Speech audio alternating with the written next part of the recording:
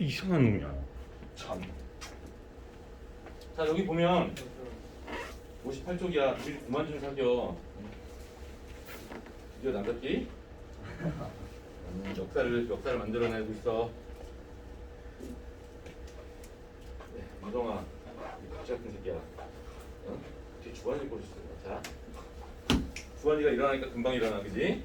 자, 여기 보면 우리가 지난 시간에 문학에 대한 기본적인 것과 시에 대한 얘기를 잠깐 했는데 오늘 우리가 공부하려고 일단 소설에 대한 얘기를 좀 해야 돼요. 오케이? 그래서 소설 읽는 방법에 대해서 이야기를 하는데, 야, 소설이야. 우리가 볼 때 이 소설을 한자로 어떻게 쓰냐?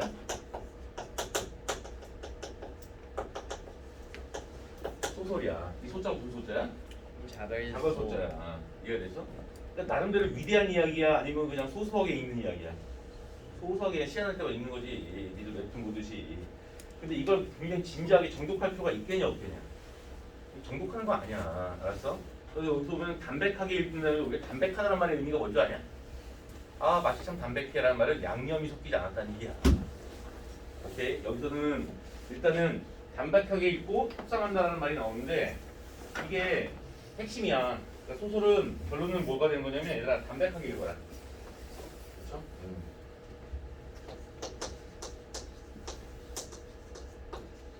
담백한 독서.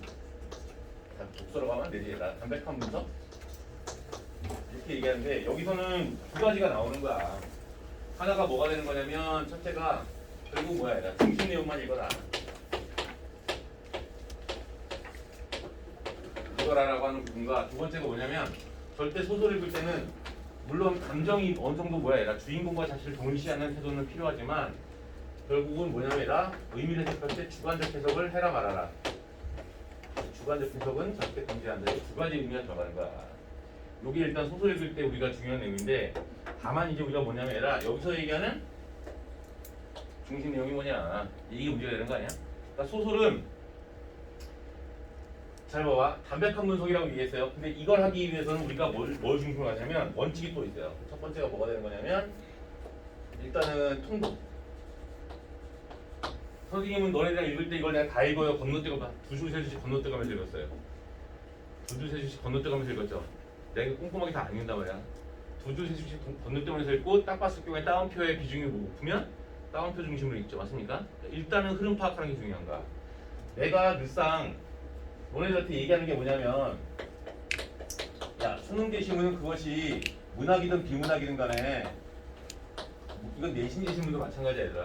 수능 제시문은 문학이든 비문학이든 간에 얘들아 뭐가 중요해? 디테일이 중요해? 흐름이 중요해? 내가 너네들한테 요구하는 건 디테일이야 흐름이야? 흐름이지? 맞습니까? 그래서 수능 제시문은 무조건 뭐냐면 전체적인 흐름이 중요하다. 흐름이야. 그러니까 아무리 우리가 디테일을 잘 외워도 디테일이 정리가 안 되면 그 디테일은 쓰레기야. 맞잖아, 그지? 네, 그러니까 결국 뭐냐면은 흐름을 타고 우리 이렇게 가야 되는 거야. 독서도 마찬가지야. 그 개념이 도대체 뭔지 하나하나 다 이해하고 했다고 쳐봐. 근데 그게 정리가 안 되면 그거 쓰레기야. 난 개념 이해했다? 그걸로 끝나는 거야 그냥. 그게 뭐야? 문제가 적용되면 문제에 적용되면 그럼 정리가 돼야 돼. 문제에 적용되는 건 디테일은 한 문제 정도, 한 두 문제 정도 많아야. 나머지는 다 뭐가 되는 거야? 흐름이야. 그러니까 흐름이 근데 디테일도 흐름이 즉 정리가 안 돼 있으면 디테일도 쓸모가 없는 거야. 그래서 통독을 하고 심지어는 건너뛰어서 읽는다라고 하는 거지. 통독 또는 뭐냐면라 대화 중심의 분석을 이야기하는 경우에 담백한 분석이야. 이해됐어? 이거 나오는 거고요. 자, 그 다음에 소설에서는 다시 한번 얘기하지만 또 여기 나오죠. 여기 나오는데 소설은 지금 내가 대화 중심의 분석이라고 이야기했잖아, 맞습니까? 그러니까 결국은 여기서는 뭐냐면 갈등 중심이야. 갈등 이외의 것들은 아무것도 소용이 없어. 요거 판단하시면 됩니다. 그래서 소설에 대한 중심 내용은 뭐가 되는 거냐면 갈등이야. 근데 내가 갈등의 주, 원, 방, 열. 이거 지난 시간에 했지? 그쵸? 갈등의 뭐? 주체. 갈등의 뭐? 원인. 갈등의 뭐? 방법. 갈등의 뭐? 결과. 오케이? 그럼 뭐냐면 잘 봐봐. 갈등의 주체야. 윤성이하고 주원이하고 맞잖아, 그쵸? 정명이를 놓고 맞잖아, 그쵸? 우리 주묵질을 했고 주원이가 사망했다. 맞잖아, 그쵸? 이거 그냥 아무리 복잡한 내용도 그냥 이 내용으로 정리가 되는 거야. 맞잖아, 그쵸? 그래서 지난 시간에 선생님이랑 얘기할 때 내가 뭐라고 했냐면 갈등의 주체는 내가 뭐였어, 얘들아? 주인공. 맞잖아, 그쵸? 병원에 따라서 이 주인공에다가 뭐가 들어간다고 얘들아? 반동인물이 들어간다고 그랬어. 소설에서 갈등의 원인의 메인이 뭐냐면 욕망이에요, 욕망. 지난 시간에 내가 개인과 세계라고 했지, 맞습니까? 결국 욕망이야. 이 욕망이 결국 뭐냐면 개인의 욕망 하나 가지고 이루어지게 되면 무조건 뭐가 되는 거야, 얘들아? 내적 갈등이라고 했잖아. 그게 주체 갈등이야. 맞잖아, 그렇지? 근데 어차피 갈등의 원인으로서의 욕망은 개인이 가지고 있는 욕망과 개인과 상대적 위치에 있는, 그것이 사람이든 사회든 간에 상대적 위치에 있는 것 사이의 욕망, 그러니까 결국 상이한 두 개의 욕망이 충돌하는 거야. 맞잖아, 그렇죠? 봐봐봐. 결국 뭐냐면 우리는 아침에 더 자고 싶은 욕망이 있어, 맞습니까? 근데 그것과 맞닿아 있는 세계는 와서 공부하라는 욕망을 가지고 있어, 맞잖아. 그걸 억압이라고도 해, 맞잖아, 그렇죠? 그러니까 니들은 결국 뭐냐면 니들이 아침에 더 자고 싶은 욕망은 결국 뭐야? 학원에 와야 된다라는 이 욕망에 패배한 거야. 맞잖아. 근데 승환이는 뭐가 되는 거야? 승환이라고 하는 개인이 가지고 있는 취침에 대한 욕망은 아침부터 공부를 해야 된다는 세계의 욕망에 이긴 거지. 쳐자고 있잖아. 뭔지 알겠어? 욕망이야, 결국. 이해가 됐어? 그러니까 욕망. 이 두 개, 항상 뭐냐면 두 개의 욕망이 갈등의 원인이 돼. 그 두 욕망 중에서 적어도 하나는 나머지에 뭐가 되는 거냐면 나머지에 장애물이 되는 거야. 그래서 욕망과 욕망의 장애물 또는 두 개의 대립적 욕망 사이의 충돌이 갈등의 원인이 되는 거야. 뭐 말인지 알겠지? 갈등의 방법은 이 원인에 대한 대응이라고 이야기했잖아, 맞습니까? 원인에 대한 대응으로서의 행동을 우리가 갈등의 방법이라고 이야기한다. 갈등의 결과는 어차피 없어지거나 또는 뭐야, 계속되거나. 이 고조 여부는 우리가 판단할 게 아니라 고조가 되면 고조는 결국 뭐에 포함되는 거냐, 얘들아? 지속에 포함되는 거다, 그렇지? 이렇게. 이게 일단 소설을 읽을 때 메인이라고 보는 거야. 협상을 하라고 하는데 이 협상의 담백한 분석 다음엔 결국 뭐냐면 얘들아, 소설 읽을 때 나름대로의 어떤 주관적 협상이라는 게 존재한다. 그럼 결국 뭐냐, 이거는 뭐 나와 나 사이의 협상이지 뭐 나와 다른 사람 사이의 협상은 아닐 거 아니냐, 맞습니까, 그죠? 이게 바로 뭐냐면 뭐야, 협상의 핵심적인 내용 중에 하나가 뭐냐면 결국 뭐야, 얘들아, 주체 중심의 분석이야. 그러니까 갈등의 주체 이외의 주변 인물이라고 그러죠? 그러니까 주변 인물에 대한 분석은 보류하든가 제거해버리는 거야. 주변 인물에 대한 분석은 보류하든가 제거해버리는 거라고 했어, 내가. 항상 뭐냐면 일단은 모든 인물을 다 할 수는 없으니까, 맞잖아, 그쵸? 이 주변 인물은 결국 뭐야, 자, 주변 인물은 나름대로 뭐야, 판단을 보류하는 거지. 보류. 굳이 만약에 주변 인물에 대해서 뭔가를 하고 싶다, 저는 꼭 하고 싶어요, 쌤! 시간이 막 남아요! 그러면 결국 뭐야, 얘들아, 주체 중에서 주인공이 되라, 주체와의 플러스 마이너스 관계만 생각하면 돼. 얘는 주인공 편이에요. 얘는 주인공이랑 생각하고 있어요. 이런 식으로만 얘기해주면 돼요. 그거 외에는 협상에서 아무 자리에 소용이 없어. 뭐 말인지 알겠어요? 이거만 얘기하시는 거지. 자, 두 번째, 이제 협상에서는 결국은 뭐냐면 얘들아, 일단은 디테일한 내용 일치가 나와요. 맞습니까? 그쵸? 맞습니까? 야, 구체적인 장면 분석이 나올 텐데 장면 분석은 항상 뭐야, 얘들아? 문제 뒤로 돌리는 거야. 이거를 대신해서 먼저 이해하고 문제로 가는 게 아니라 문제 뒤로 돌리는 거죠. 나는 제일 싫어하는 애들이 질문이 뭐냐면, 선생님 어떤 학원에 갔더니 어떤 학원은 뭐 D 학원을 갔더니 뭐 제시문을 읽기 전에 문제부터 먼저 딱 보래요. 뭐 제2 학원에 갔더니 첫 문제는 보고 풀면서 첫 문제를 기준으로 제시문을 보래요. 나름대로 선생님들이 가지고 있는 효율적인 방법이라고 하는데, 야, 나는 지금도 수학책이 좋은 게 많잖아. 쌤도 있고 많잖아, 그쵸? RPM도 있고 막 많은데 그냥 정석이야, 수학의 정석. 근데 내가 왜 그 얘기를 하냐, 국어는요 정통을 벗어나서 야매를 썰 중에 약간의 변형을 가하는 순간 방법과 사고가 왜곡돼요. 뭔지 알겠어? 그래서 내가 쓰는 방법은 일단은 문학이든 비문학이든 간에 일단 제시문을 읽고 흐름으로 읽고, 뭔지 알겠지? 그 다음에 문제를 풀어나가면서 디테일을 확인한다. 이게 정통이에요. 정통이 야매 아니에요, 얘들아. 이거 이게 정통이에요. 야, 니들도 한번 생각을 해봐. 니들이 수행평가 이런 거 하잖아. 맞잖아. 그지? 수행평가 할 때 대략적인 줄거리나 주제나 이런 것들을 찾는 것들은 꼼꼼히 다 정리해? 아니면 뭐야? 대강 읽고 정리해? 대강 읽고 정리해. 물론 니들은 예, 인터넷에서 다운받아서 긁어가지고 그쵸? 컨트롤 V를 누르겠지만 자, 요 형태가 나오는 거야. 이해가 됐어? 그래서 요게 나오는 겁니다. 근데 다만 요게 일단 기본이고요. 자, 요거를 전제로 깔고 선생님이랑 뭘 얘기하냐면 자, 일단은 소설 읽기의 순서죠. 맞습니까? 소설 제시문 분석이야. 소설 분석의 로드맵. 소설은 내가 일단 뭐부터 판단하는 게 제일 중요하다고 할게. 보기지, 보기. 맞습니까? 나는 소설은 작품 보기 앞서서 뭐부터 보는 거냐면 내가 보기를 확인한다. 내가 뭐라고 그랬냐면 이 보기에 작품 이름이나 작가 이름이 나와야 되지 맞습니까? 특히 작품 이름이 나와야 돼. 그러니까 보기로 확인할 때 뭘 확인하냐? 보기에서 평평 제시문에 나와 있는 작품명을 확인하는 거야. 맞잖아, 그렇지? 그래서 이 보기가 작품명이 있으면 아이 목 아파. 작품명이 있으면 이거는 보기를 일단 읽어야 돼요. 일단은 여기서는 보기를 갖다가 분석하고 들어가는 거지. 나한테 분석이라고 해서 뭐 꼼꼼하게 읽는다는 분석은 아니야, 얘들아. 알았어? 나 선생님한테 있을 분석은 그냥 읽어줘요. 뭐 이거 정도가 되는 거지. 없으면 이 새끼는 뭐냐면 얘가 당연히 개무시하고 넘어가. 이건 쓸데없는 보기야. 앞으로 시험 볼 때도 문제 풀 때도 이 보기는 보는 거야, 안 보는 거야? 안 보는 거야. 알았어? 그렇게 가는 거죠. 그러니까 이건 쓸데없는 페이크라고 보시면 되죠. 여러분들 국어에서 이 국어 우리가 보통 수능이잖아? 수능이든 뭐이고 수능이든 뭐이든 간에 얘들아 수능이든 뭐이든 이게 선지의 보기의 이게 나오잖아? 그러니까 선지의 50%는 보기의 90%는 다 뭐게? 뭐게? 페이크야. 쓸데 있는 거다 없는 거다? 쓸데 없는 거야. 그러니까 문장을 길게 만들어서 다 읽어봐 이 새끼야. 근데 막상 거기서 필요한 건 3어절밖에 없는 거지. 그래서 우리가 하는 방법이 뭐야? 선지분할이지. 뭐가 알겠어? 보기도 마찬가지로 읽을 때 문장 단위로 끄는 다음에 쓸데없는 새끼 지우는 게 제일 좋은 방법. 그거 아니면 아예 문장 단위 읽은 다음에 통으로 정리하는 게 제일 좋은 방법. 뭔지 알겠지? 이렇게 판단하고 어차피 내가 문학은 항상 뭐가 중요하더라? 작가가 중요하지. 맞습니까?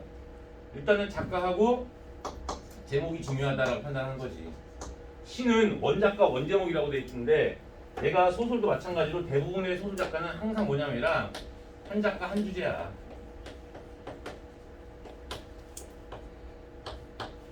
시보다는 좀 이 원칙은 좀 깨질 수밖에 없어요. 오케이? 깨질 수밖에 없는데 그럼에도 불구하고 한 작가 한 주제의 원칙은 변함이 없어요. 오케이? 그걸 판단하시라는 얘기죠. 자, 요거고 그 다음에 세 번째가 이제 뭐냐면 뭐 중심으로 읽느냐면 아니라 주체 중심으로 읽는 거야. 뭐 중심으로? 주체 중심으로. 선생님 저는 이 소설의 주인공이 누군지 몰라요. 그럼 드라마를 뭘로 보는 거지? 맞잖아, 그렇죠? 그러니까 요새는 드라마를 볼 때 이들의 주제가 뭘까? 이걸 판단하고 보는 게 아니라 내가 좋아하는 배우가 언제 나오나 이렇게 보잖아. 맞습니까? 옛날에 도깨비라고 하는 거 유행했잖아. 공유다. 공유 졸라 싫어하거든요. 근데 김고은 나오고 그때 유인나 나오고 맞잖아. 그치? 근데 남들은 다 김고은, 남자들은 다 김고은 보고 그 둘 사이 사랑이 뭐 어머 막 이러고 있을 때 나는 유인나 언제 나오나 뭐 이 생각을 했거든. 이거 졸라 좋아하거든. 자 봐봐. 투하잖아. 성형의 성공. 자 그래서 하는데 근데 그렇게 보지 말고 그거 볼 때 나처럼 보면 안 되고 뭐야 공유하고 김고은 중심으로 봐야 되는 거야. 뭐 뭔지 알겠어? 그죠? 예. 이게 나오는 거죠. 그래서 주체 중심으로 봐서 그래서 이제 뭘로 나가는 거야. 우리가 어차피 주체는 나왔으니까 뭐 하는 거야. 원방결을 보는 거지. 어차피 여기서 갈등의 원인과 갈등의 방법 사이에는 무슨 관계가 생겼다는 거야. 인과관계가 생겼다는 거야. 오케이? 일단은 요거는 결국은 뭐냐? 어떤 행동이 나오잖아? 이 행동의 이유를 묻는 문제가 나오잖아? 그럼 아주 간단해. 이거는 뭐야? 갈등의 원인 때문이야. 맞잖아, 그쵸? 주원이가 윤성이를 죽였어요. 왜? 동명이를 차지하려고. 뭐 이런 식이 되는 거죠. 뭔지 알겠죠? 오늘 주원이 얼굴에 살기가 돌아요. 어떻게 하면 좋아요? 자, 이거를 선생님이랑 같이 한번 연습을 해보는 거죠. 자, 59페이지에 나와 있는 1번 문제를 보시게 되면 보기를 참고하여 기억에서 미음까지를 감상한 내용을 적절하지 않은 것을 한번 나왔어. 그렇지? 근데 이거는 이 제시문을 보기 전에 보기를 봤더니 눈이 오면 하고 제목이 나왔어. 맞지? 그래서 이거는 보기를 분석해줘야 돼. 절대 보기로 문제 푸는 거 아니야, 얘들아. 자, 눈이 오면에서는 어머니의 목소리가 발화 내용과 어우러져 그에게 특별한 메시지를 전달한다라고 했었잖아. 그 목소리는 그에게 수치심, 죄책감, 불길함, 자, 섬찟함, 당혹감 등의 감정을 불러일으키거나 끊어 특정한 행동을 야기한다라고 되어 있죠. 맞습니까? 첫 문장이 중요해. 어머니의 목소리가 발화 내용과 어우러져 나오지 맞습니까? 그럼 여기서 어머니의 목소리야. 맞습니까? 여기서 얘가 느끼는 감정은 수치심, 죄책감, 불길함, 섬찟함, 당혹감. 그 다음에 특별한 행동. 자, 여기까지만 딱 보시고요. 그럼 여기서는 이 제시문에서는 어머니의 목소리를 중심으로 독해를 하자. 맞잖아, 그지? 이 얘기가 나가는 거야. 자, 여기 보시게 되면은 대화 중심으로 읽으라 했더니 따옴표가 거의 보이냐 안 보이냐? 안 보이지. 불행해요. 어쩌면 좋아요. 자, 그렇게 잡아라. 그렇게도 배가 고프다야 라고 나왔어. 그 넓은 운동장을 다 걸어 나올 때까지 불현듯 어머니 입에서 새어나온 말은 꼭 그 한마디였다. 하지만 그것은 반드시 그를 향해 묻는 말이라기보다는 넋두리에 더 가까웠다. 독서 제시문과 마찬가지로 앞부분 다 읽어주는 게 좋죠. 맞습니까? 자, 도문을 나선 어머니는 자, 집으로 가는 길을 제쳐두고 웬일인지 곧장 다림목에서 왼쪽으로 꺾어드는 것이었다. 저만치 구호소 식당이 눈에 들어왔을 때 그는 까닭 모를 두려움과 수치심으로 뒷걸음질을 쳤다. 그런 그를 어머니는 벼랑간 무서운 힘으로 잡아 끌었다. 자, 라고 해서 가자. 아무리 없어서 못 먹고 못 입어도 살더라도 나는 자, 절대로 내 새끼를 거지나 도둑놈으로 키울 수 없음께 라고 다 했어. 그 다음 문단 어머니의 음성은 돌연 냉랭하게 변해 있었다 라고 되어 있고요. 자, 그는 끝내 왕 울음을 터뜨려버리고 말았다 라고 되어 있어요. 자, 그 다음에 잠시 후 그 다음 문단이요. 어머니가 손바닥에 받쳐들고 온 것은 한 그릇의 국수였다 라고 나와 있고요. 자, 그 다음 문단이요. 먹어라잉 어서 먹어보란 말이다잉. 자, 어머니의 음성에는 어느새 아까의 냉랭함이 거의 지워져 있었다 라고 나와 있고요. 됐어요? 그는 몇 번을 망설이다가 젓가락을 뽑아들고 무조각 하나가 덩그러니 떠있는 그 부호용 가락국수를 먹기 시작했다. 자, 그 다음에 여기서 보게 되면 뭐냐면 그 밑에 보게 되면 뭐라고 되어 있냐면 어머니의 눈에는 소리도 없이 눈물이 그득 배어오르고 있었기 때문이다 라고 나오고요. 그 밑에 줄을 보면 먹고무신을 내려다보며 그는 갑자기 목구멍이 뻐근해져옴을 느껴야 했다. 그 후 그는 두 번 다시 그 빈민곳 식당 앞에서 얼쩡거리지 않았다. 그 밑에 줄에 아이의 아버지가 된 지금까지도 국수는 그에게 여전히 싫어하는 음식으로 남아있었다라고. 자, 중약까지죠. 맞습니까? 여기까지가 일단 이거는 중약이 한번 끊어져 있기 때문에 중약 기준으로 주어반결 두 개를 만들어내는 거죠. 자, 우리가 어차피 어머니의 목소리를 기준으로 읽었습니다 했으면 여기서는 사투리가 나와 있는 부분이 다 어머니의 목소리죠. 그러니까 결국 뭐냐면 여기서의 갈등의 주체는 뭐가 되는 거니? 일단 나겠네. 맞습니까? 나와 어머니가 돼요. 대립은 아니죠. 맞습니까? 갈등의 원인은 뭐가 되는 거예요, 얘가? 나의 행동이 갈등의 원인이 될 수도 있겠고 아마 전쟁 이후에 굶주림이 갈등의 원인이 되죠. 맞습니다. 나는 밥을 먹고 싶어요. 맞죠? 근데 나는 지금 굶주리고 있어요. 맞습니까? 굶주림과 배고픔 사이에 두 욕망이 나오는 거죠. 맞습니까? 너 굶어. 이게 나오는 거예요. 근데 또 하나의 욕망은 뭐가 되는 거냐면 밥을 훔쳐서라도 먹고 싶어. 맞잖아. 그쵸? 이 얘기가 하나가 나오는 거예요. 그리고 떳떳하게 살아. 이런 말이 나오겠죠. 갈등의 방법은 어머니가 자식을 구호소에서 국수를 먹였어. 맞습니까? 거기서 어머니의 눈물을 봤어요. 갈등의 결과는 일단 이 문제에 대해서는 해소가 돼요. 지속이 아니죠. 맞죠? 다만 문제는 뭐야? 얘가 트라우마로 남아있어요. 이 추억이. 맞죠? 그래서 나는 국수를 안 먹어요. 얼마나 맛있는데. 자, 중약 이후로 넘어가서 어머니한테 뭔가 이상한 변화가 일어날지도 모른다는 불길한 조짐을 처음으로 느끼기 시작한 것은 2달 전부터였다라고 나와 있고요. 자, 그 다음에 오른쪽으로 넘어가서요. 언짢은 그녀가 미처 입을 열기 전에 그는 진지 신경질적인 표정부터 준비했다라고 나와요. 이것은 그죠, 얘들아. 자, 그 다음에 여기서 보게 되면 뭐냐면 그 밑에 줄에 지난달에 봉급을 받지 못한 데다가 그달 봉급마저도 벌써 며칠째 넘기고 있던 참이었으므로 자, 그 밑에 급료도 제대로 나오지 않는 직장을 못하러 나다녀야 하느냐는 당연한 투정 때문에 얼마 전에도 한바탕 말다툼을 벌였던 적이 있었던 것이다. 그러나 이날 아침은 그게 아니었다. 여보, 나가시기 전에 어머님 좀 잠시 들여다보세요. 암만 해도 아니 왜 감기약을 지어드렸는데도 여전히 차도가 없으시대 며칠 전부터 몸이 편찮으시다고 누워 계시는 줄은 그도 알고 있었다라고 되어 있습니다. 잘 봐봐. 그 다음 문단 그게 아니라 암만 해도 어머님이 좀 이상해지신 것 같다는 말이에요. 그것도 무슨 소리야? 잘 봐봐. 아내는 뭔가 숨기고 있는 듯한 어정쩡한 표정으로 그의 눈치를 살피고 있었다. 그 다음 거 아무리 봐도 예전 같지가 않으시다고요. 그렇게 정신이 총총하시던 분이 벼랑과 무슨 말인지도 모를 헛소리를 하시기도 하고. 자, 그 다음 문단 또 그 다음 문단 설마 어머니가 그럴 리가 있을까 싶으면서도 왠지 섬뜩한 예감에 그는 숟가락을 놓고 곧장 건너가고 갔다. 어머니는 이불을 덮고 누워 뭘 생각하시는지 멀거니 천장만 올려다보고 있었다라고 되죠.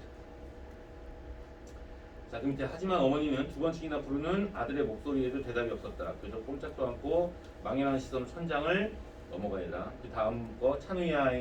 자, 어머니 입에서 불쑥 그 한마디가 튀어나오는 순간 그는 가슴이 철렁했다. 자, 그 밑에 줄 아직까지 어머니 한 번도 그렇게 아들의 이름을 직접 부르는 적이 없었다. 자, 적어도 그가 결혼한 후로는 그랬다. 하지만 그보다 더 놀랐던 것은 어머니의 음성에서였다. 그것은 이미 예전에 귀에 익은 음성이 아니었다. 치매 걸리신 것 같죠? 맞죠? 네. 자, 오른쪽으로 넘어가서 자, 그 다음 문단 찬유야이 어서 꼬두매로 가자이 너가 아버지랑 찬새가 얼마나 기다리겠나. 자, 더 추워지기 전에 싸게 집으로 가야 한단 말이다. 자, 어머니는 나직하게 그러나 힘이 서린 목소리로 그렇게 말하는 것이었다라고 했어. 됐지? 그럼 결국은 이 중략 이후 부분은 갈등의 주체는 나야. 아니 그야. 그런데 갈등의 원인은 뭐야? 어머니가 치매에 걸렸지? 맞습니까? 두 가지로 가요. 어머니가 치매에 걸려서 그냥 놀랐어. 갈등의 지속이야. 근데 문제는 어머니를 주체로 봤을 때 어머니는 방법이 치매에 걸린 거죠. 맞습니까? 어머니가 치매에 걸린 원인은 그 중략 앞부분에서 추측이 가능하지. 결국 뭐야? 전쟁으로 인한 극도의 가난. 맞잖아, 그렇죠? 뭐 이런 마음의 상처, 뭐 이런 부분들이 여기 남아 있는 거야. 됐지? 이거만 가지고 우리가 이제 문제를 푸는 거야. 잘 봐봐. 1번에 현지 1번을 보면 기억에서 어머니가 넋두리에 가까운 말로 아들의 배고픔을 언급한 것은 하고 나왔잖아. 맞습니까? 끊어. 자, 2번 니은에서 어머니가 냉랭한 음성으로 아버지를 언급한 것은 끊어. 3번 디귿에서 어머니가 냉랭함이 사라진 음성으로 그에게 국수를 먹으라고 권하는 것은 끊어. 자, 4번 니을에서 어머니가 생경한 이질감이 느껴지는 음성으로 그의 이름을 부른 것은 하고 끊어. 자, 3번을 보게 되면 미음에서 어머니가 힘이 서린 목소리로 돌아가신 아버지가 있는 집으로 가자고 한 것은 하고 다 끊어. 됐어? 야, 이거는 우리가 소설 보기 유형이 가장 일반적인 패턴이야, 얘들아. 소설 보기 유형이 특별한 경우가 없는 이상은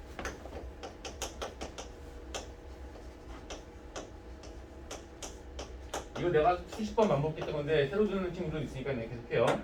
소실 보기 유형은 기본적으로 얘들아 보기 유형을 보게 되면 내가 일단은 뭐야? 얘 안 봐. 이건 이미 뭐야? 필요하다면 작품 보기 전에 봤을 거 아니야, 맞습니까? 그렇죠? 이 글의 선지 구성 자체가 뭐 자체가? 선지 구성 자체가 선지 분할을 하게 되면 앞부분은 주로 뭐야, 얘들아? 내용 확인, 사실 확인, 맞습니까? 그렇죠? 뒷부분도 똑같이 뭐냐면은 내용 확인 2. 오케이? 또는 뭐냐면 이 글의 주제 적용. 이 둘 중에 하나로 넘어가게 됩니다. 그러니까 여기서 보시게 되면 다른 건 말고 일단은 뭐야? 앞부분에 내용 일치가 이루어지고 있느냐 아니면 이루어지고 있지 않느냐 뭐 이 부분만 보시면 되는 거야. 근데 앞부분 다 내용 일치가 이루어지고 있는 거 맞지? 이해가 됐어요? 그러니까 뒷부분을 보게 되면 뭐라고 나냐면 얘가 여기서는 결국 뭐냐면 1번은 뒤에 뭐라고 써야 두려움과 수치심 여기에 밑줄.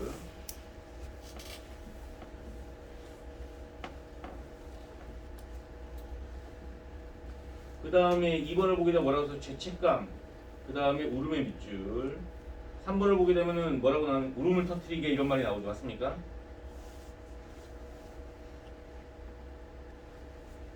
그가 울음을 터뜨리게 나왔어요. 3번을 보게 되면 자, 이제 앞부분은 다 내용 확인이 됐으니까 3번을 보면 뭐라고 나왔니 얘들아? 여기서 불길함 여기 나왔니 얘들아? 불길함 젓가락을 딸깍 눕는 행동 여기 밑줄. 4번을 보면 뭐라고 나왔냐면 자, 여기서는 뭐야? 어머니의 변화 밑줄.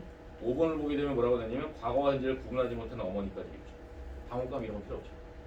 선지는요 1, 2, 3번을 왼쪽으로 묶고요 4, 5번을 왼쪽으로 묶으시면 돼요. 중략을 지지면 맞죠? 1, 2, 3번은 중력 앞부분의 줄거리를 기준으로 가는데 답은 어디에 있냐면 내용 확인 2예요. 주제 적용이 아니라 이거 주제랑 관계없잖아요. 맞습니까? 그냥 주제랑 관계가 없는 선지예요. 지금 딱 보는 순간 맞죠? 그럼 이건 뭐야?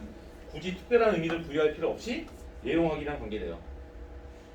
읽어보시면 알겠지만 중력 앞부분에서 우는 사람은 그예요? 어머니예요?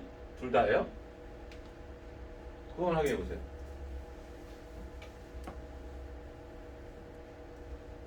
어머니가 우는 장면은 얼추 보이죠? 밑줄친 디귿 밑에 문단이요.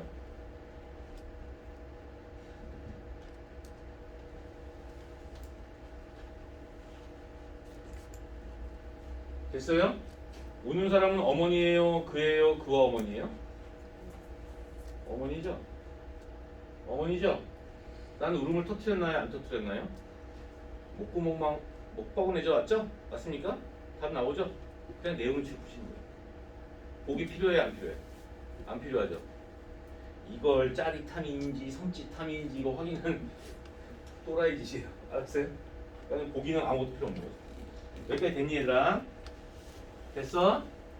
자, 그래서 우리가 다시 한번 봅니다. 옆에 문학 팁이라고 나오는데 어차피 이거 내가 만든 책 아니라고 했어. 맞습니까? 어차피 여기서 말하는 쓸데없는 쌀데기 없는 컨셉 다 지워버리자고 우리가 이거 한 거 아니야? 다시 한번 환기하려고. 자, 문학 팁을 보면 보기는 평가원의 응축된 해석이다. 아니 지우시라고요. 아니 이거 지운 게 아니라 맞죠? 야 첨예하게 읽도록 한다. 야 이거 지우라 해서 내가 가급적 무시한다고 했죠. 맞습니까? 예, 요거는 첨예하게 읽도록 한다 지우시고요. 일반에서 구체적으로 갈 때 유의하고 병렬일 때 유의한다는 말이 나오는데 요거는 좋아요. 얘들아 잘 봐봐. 요거는 중요해요. 일반에서 구체적으로 갈 때 유의 나오죠. 맞습니까? 요거 밑줄. 이게 결국 뭐냐면은 사실은 앞부분은 일반적인 얘기를 해. 그건 별로 안 중요하거든요. 근데 뒤에 구체적으로 나열하는 건 뭐야? 작품의 세부적인 사항에 대해서 얘기하는 거거든요. 그게 중요한 거예요. 뭔지 알겠지? 그리고 병렬이란 말은 뭐야? 열거법이 사용된 거죠. 맞습니까? 보기에 항목이 열거됐을 때는 번호를 매기는 게 좋아요. 그래야지 나중에 뭐야? 대응을 하죠. 근데 문제는 병렬일 때 유의한다에 그게 좋은데 그것도 시간이 남을 때 번호 매기는 거죠. 맞습니까? 맞잖아. 그치? 솔직히. 그치? 예. 자, 여기까지 이해됐어요? 이해됐어요? 잘 봐봐. 그 다음에 필요한 게 지문 나오잖아. 지문. 여기 나왔잖아. 인물부터 잡는다. 근데 인물이 또 뭐부터 잡는 거야? 인물을 뭘로 바꿔 얘들아? 주체. 뭘로요? 주체. 뭘로요? 주체. 그러니까 이 글은 결국 뭐야 얘들아? 어차피 나하고 어머니니까 주체인데 뭐 저건 없어요 얘들아.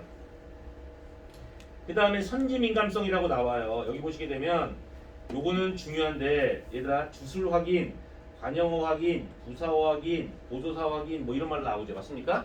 다른 거 말고 얘들아 부사어 확인과 보조사 확인에 밑줄을 쳐주시면 돼요.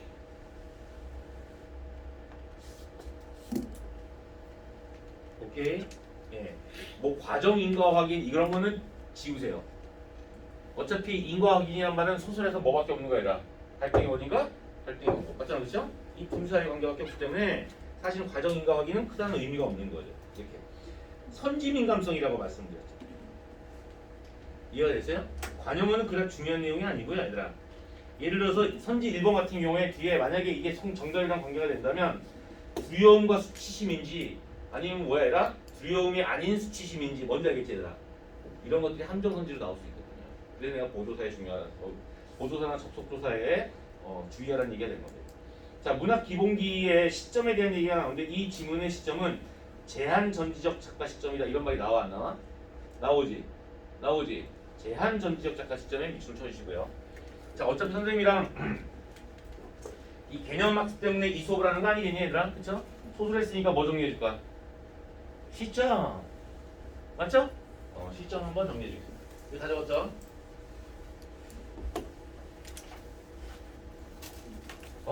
이 지옥 같은 침묵. 아니 니들은 왜 수업 시간에는 조용히 하고 자습 시간에 떠들어? 희한한 새끼들, 청개구 새끼들.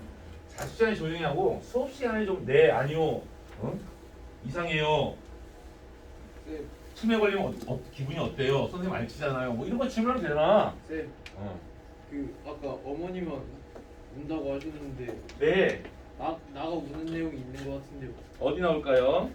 니은 밑에 문단에 네, 끝내 그는 왕 울음을 터뜨려 버리고 말았다. 이거 나가 참. 있는 거 아니에요? 그쵸, 맞죠? 그럼 이거 내용치를 푸는 게 아니죠. 내가 니들 이거 나한테 지적질하길 바랬는데 봐봐 니들이 아무 얘기도 안 하잖아 지금. 그래 안 그래요? 그쵸? 그쵸? 예. 사실은 이거 내용치를 푸는 게 아니라 뭐야? 선지간에 있어서 선지분할한 거의 앞부분과 뒷부분 사이에 연관성 가지고 문제 푸는 거예요. 뭔지 알겠어? 그러니까 예를 들어서 니은이 나왔잖아요. 그러니까 내가 니은을 봤으니까 니은은 지금 가자 뭐 블라블라블라 이렇게 나오잖아. 그래 안 그래? 니은 다음에 바로 위에 이어지게 되는 게 울음을 터뜨리는 게 나오거든요. 뭔지 알겠어?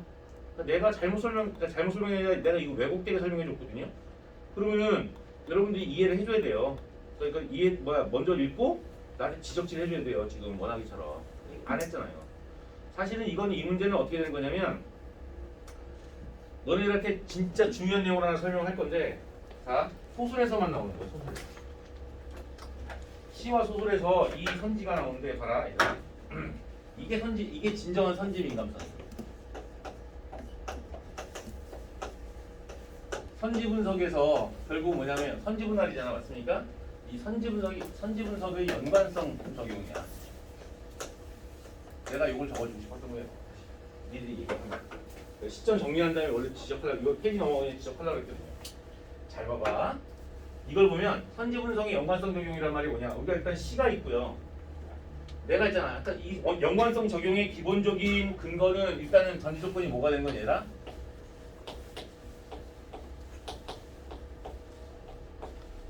선지 분할이 전제가 돼야 되겠죠. 맞습니까? 또 우리가 기본적으로 시가 나오고요. 소설이 나오는데 자, 내가 진짜 원래 시점 설명해 줄 알았더니 자 봐봐. 여기 보면 나왔어, 끊었어, 나왔어. 자, 나왔어, 끊었어, 나왔어. 선지 분할했어요. 그죠? 시는 기본적으로 내가 어떻게 얘기하냐면 얘랑 시는 앞에 게 플러스면 얘도 마찬가지로 뭐가 돼야 돼요? 플러스가 돼야 돼요. 맞습니까? 앞에 게 마이너스이면 시어나 식구가 마이너스이면 얘도 마이너스니까 결국은 얘는 얘와 얘 사이에 결국 뭐냐면 얘랑 의미 호응이라고 하는 관계로 이어져야 돼요. 이게 시에서의 선지 분석의 핵심이에요. 이걸 우리는 전문용어로 뭐라고 하냐면 유사성의 원리라고 해요. 그러니까는 플러스는 플러스끼리 마이너스는 마이너스끼리 이어지는 것은 우리가 유사성 원리라고 이야기를 하는 거예요. 그런데 내가 이거 제일 좋아하는 거야. 워낙에는 기억할 거야. 소설은 뭐가 나오냐면 얘랑 앞부분에 행위가 나와요. 근데 뒷부분에 또 행위가 나와요. 오케이? 또는 앞부분에 행위나 또는 뭐가 나오냐면 상태가 나올 수도 있어요. 잘 봐봐 얘랑 이 둘 사이에 뭐가 진전되냐면 이른바 연속성이라고 하는 거예요. 연속성이라는 게 결국 뭐냐면 얘가 원인이 되고 얘가 결과가 되는 거죠. 그러니까 인과성이 아니라 인과성 또는 뭐라고 하냐면 아니 이 상태 다음에 이 상태가 이어질 수 있어 라고 하는 인과적 이걸 우리가 뭐라고 하냐면 방금 전에 얘기했는데 생각했는데 방금 전에 또 까먹어. 개연성이 나 아무래도 알친 것 같아. 진짜 알친 것 같아. 개연성이야. 오케이? 이렇게 개연성이란 말은 뭐냐면 이 상태에서는 충분히 이런 행위가 일어날 만해 라고 하는 걸 얘기하는데 자 봐봐. 이걸 우리가 무슨 원리라고 하냐면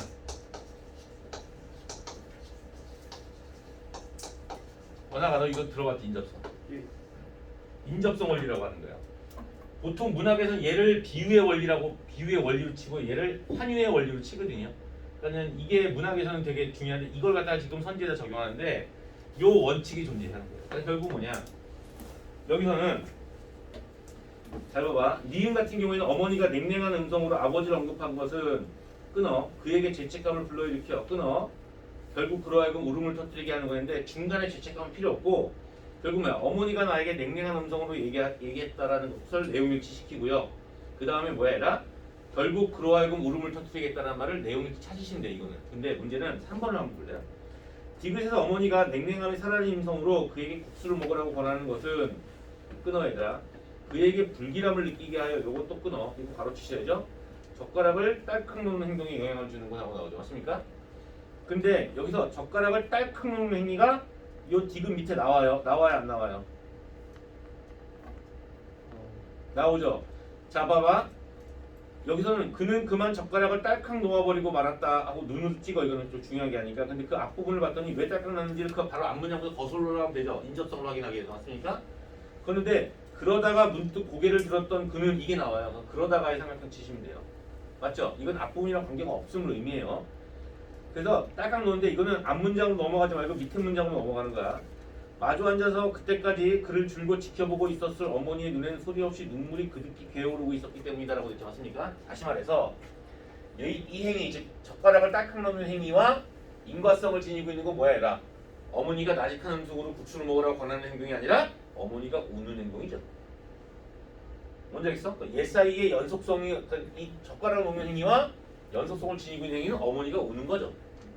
뭔지 알겠어? 이걸 분석하는 게 소설에서는 가장 메인이 돼. 난 사실은 이 얘기를 하고 싶어서 니들의 질문을 끄집어내고 싶었는데 아무 말도 안 하는 거지. 그러면 멍 때리고 수업 듣지 말라고. 근데 사실 발견한 사람이 이거. 워낙에만 발견한 게 아닐 것 같은데. 이상하다 발견한 사람. 수고는 발견했어요? 네, 알았어요. 얘기하라니까요. 얘들아, 인접성의 원리는 어디서 나오는 소설에서 가장 많이 나오고요. 얘가 비문학에서도 나옵니다. 선지기서에도 많이 나오거든요. 그러니까 인접성의 원리를 꼭 기억해 주시기 바래요. 알았어? 여기서만 나오는 게 아니라 이런 식으로만 인접성의 원리가 나오는 게 아니라 그냥 문장 하나가 나오잖아? 근데 그 행위가 나오는데 행위를 찾을 수가 없어요. 근데 이런 3번에 뭐 예를 들어서 주원이가 졸다가 윤성이한테 맞았다. 쌍으로 졸거잖아. 윤성이 때려야지? 그렇게 있으면 졸려와가. 내가 해봐서 아는데 그렇게 있으면 졸려. 선생님이 예비훈련 나갈 때마다 그렇게 그런 자세로 자다가 맨날 교관한테 걸려. 자, 윤성이가 예를 들어서 야, 윤성이가 주한이를 죽였어요. 맞습니까? 그러잖아, 그지? 근데 우리는 그 내용은 못 찾는데 앞부분에 주한이가 윤성이를 빈번하게 폭행하고 있었어. 그러면 죽일 수 있는 인접성이 존재하잖아. 존재하지 않죠. 그럼 오케이, 가는 뭐 이런 식의 얘기하는 거지. 자, 여기까지 됐어요. 필기 놓으세요. 네. 야, 진짜 잘못 볼 줄 알았지.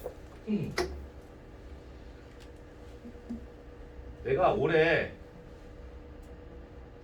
결심한 게 수업할 걸 한번 보고는 들어가자. 작년까지 안 보고 들어갔잖아. 그죠? 근데 작년까지는 고3 애들 고난도 문제풀이 수업 빼고는 아예 수업 준비를 안 하고 들어갔습니다. 예. 그죠? 워낙에 알 텐데. 현수도 알 텐데. 그죠? 예. 보고는 들어가자. 예. 사실은 어제 못 봤어요. 할 게 졸라 많아야지. 자, 여기까지 보고 내가 이거 마저 지울게. 아직 안 적었어? 다 그렸어? 예술가의 자세. 승환이 아직도 자나?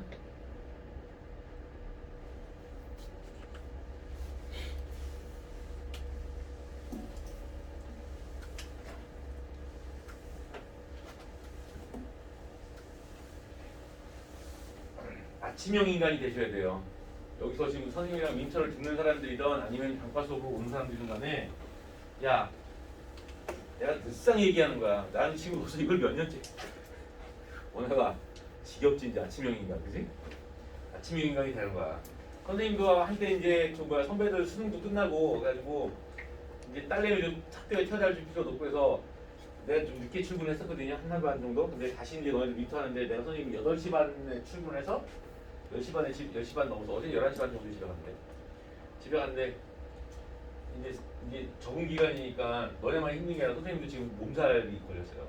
미치겠어 지금. 오늘 그냥 나올까 말까 근데 오늘 뭘 일을 해줄 사람이 없어지면 결국 나왔는데 다들 새로운 습관을 들이는 데는 고난의 길이 있죠. 맞습니까? 그죠? 이게 영우야 어떻게 저 멀리서 1시간 걸려서 올 때하고 비교해서 여기는 집에서 여기 학원에 3분 거리를 이사 오고 나니까 괜히 시간이 남는 것 같지 않니? 맞지? 아침에 올 때 그 원래 떠지는 대로 눈이 떠지지? 그러니까는 아침 먹을 시간도 충분하겠네, 그지? 네. 제발 부탁인데 여러분들 다시 한번 얘기하는데 시험은 아침에 봅니다. 나는 그래서 학교에서 가끔씩 오후에 시험 보는 학교 있죠. 현수야, 니네 학교 오후에 시험 보는 적 있지 않았냐? 많은데. 많지? 네. 정말 혐오스러워. 코로나 때문인 경우도 있겠지만 정말 혐오스러워. 애들 어차피 애들이 수능을 볼 때는 아침에 보잖아. 9번 특히나 아침 8시 반에 보지 않습니까? 여러분 우리가 자리에서 눈을 딱 떴을 때 그 이후에 80% 이상 뇌가 가동하는 건 몇 시간 이후에 가능할게? 응? 눈을 딱 뜬 다음에 몇 시간 이후에 80% 이상 뇌가 가동되게? 7시간? 정말 느리구나. 와, 씨. 주한이는 20초면 되는데 단세포라서. 단세포라고 새끼야. 귀여운 새끼. 그 뭐야 3시간 이후에 가능하답니다. 선생님이 아침에 출근할 때 그저께는 아는 사람 알겠는데 내 안경이 바뀌었거든요. 안경이 바뀐 이유가 뭐냐면 안경을 못 봤어요. 운전하는데 앞이 잘 안 보이더라고요. 아 안경을 안 써봤구나. 뇌가 가동을 안 한 거죠. 깬 지 얼마 안 돼서. 뭔지 알겠지? 그러니까 지금 여러분들이나 나나 지금 이 시간에 뇌가 아직 50% 가동이 안 된 상황이에요. 예. 근데 그게 습관이 되면 안 돼요. 그래서 나는 여러분들한테 항상 6시 전에 일어나라고 추천하고 싶습니다. 자 일단은 시점에 대한 정도 좀 해드릴게요. 그냥 여기는 일단 시점에 대한 기본적인 원리를 알려드릴 수는 필요는 없으니까 시점은 뭐야 얘라. 야 시점의 전제 조건은 뭐가 있어야 시점이 나오는 얘라. 시에는 말하는 사람으로서 화자가 있지만 소설에는 말하는 사람으로서 뭐가 있다? 서술자가 있다. 야 소설에서 서술자는 실제 인물이다 호구적 존재다? 실제 인물일 수도 있어요. 안 된다 그랬지. 무조건 얘는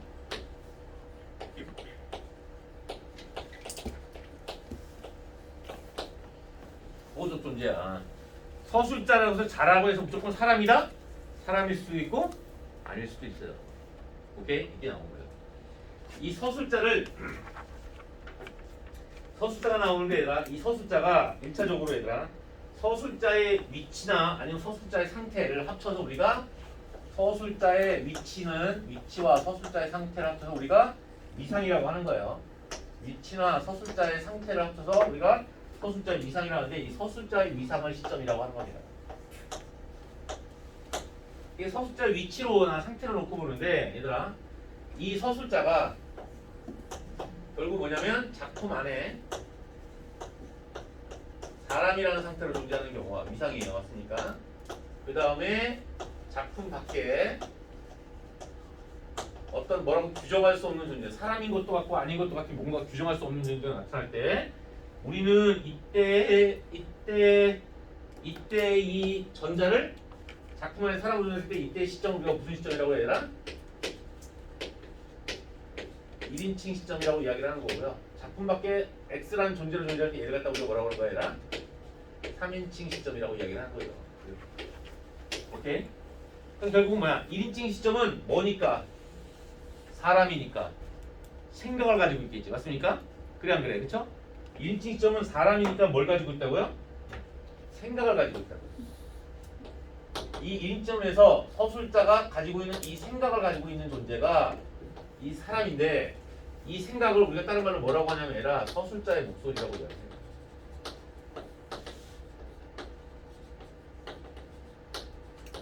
목소리란 말은 사람이 내는 소리가 목소리예요. 목에서 나온 소리가 목소리가 아니라 사람이 내는 걸 뭐라고 한다고? 목소리라고 한다고.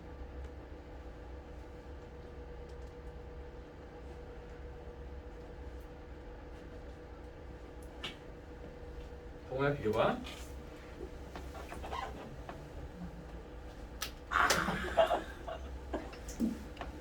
자, 따라서 이 목소리는 객관이야 주관이야?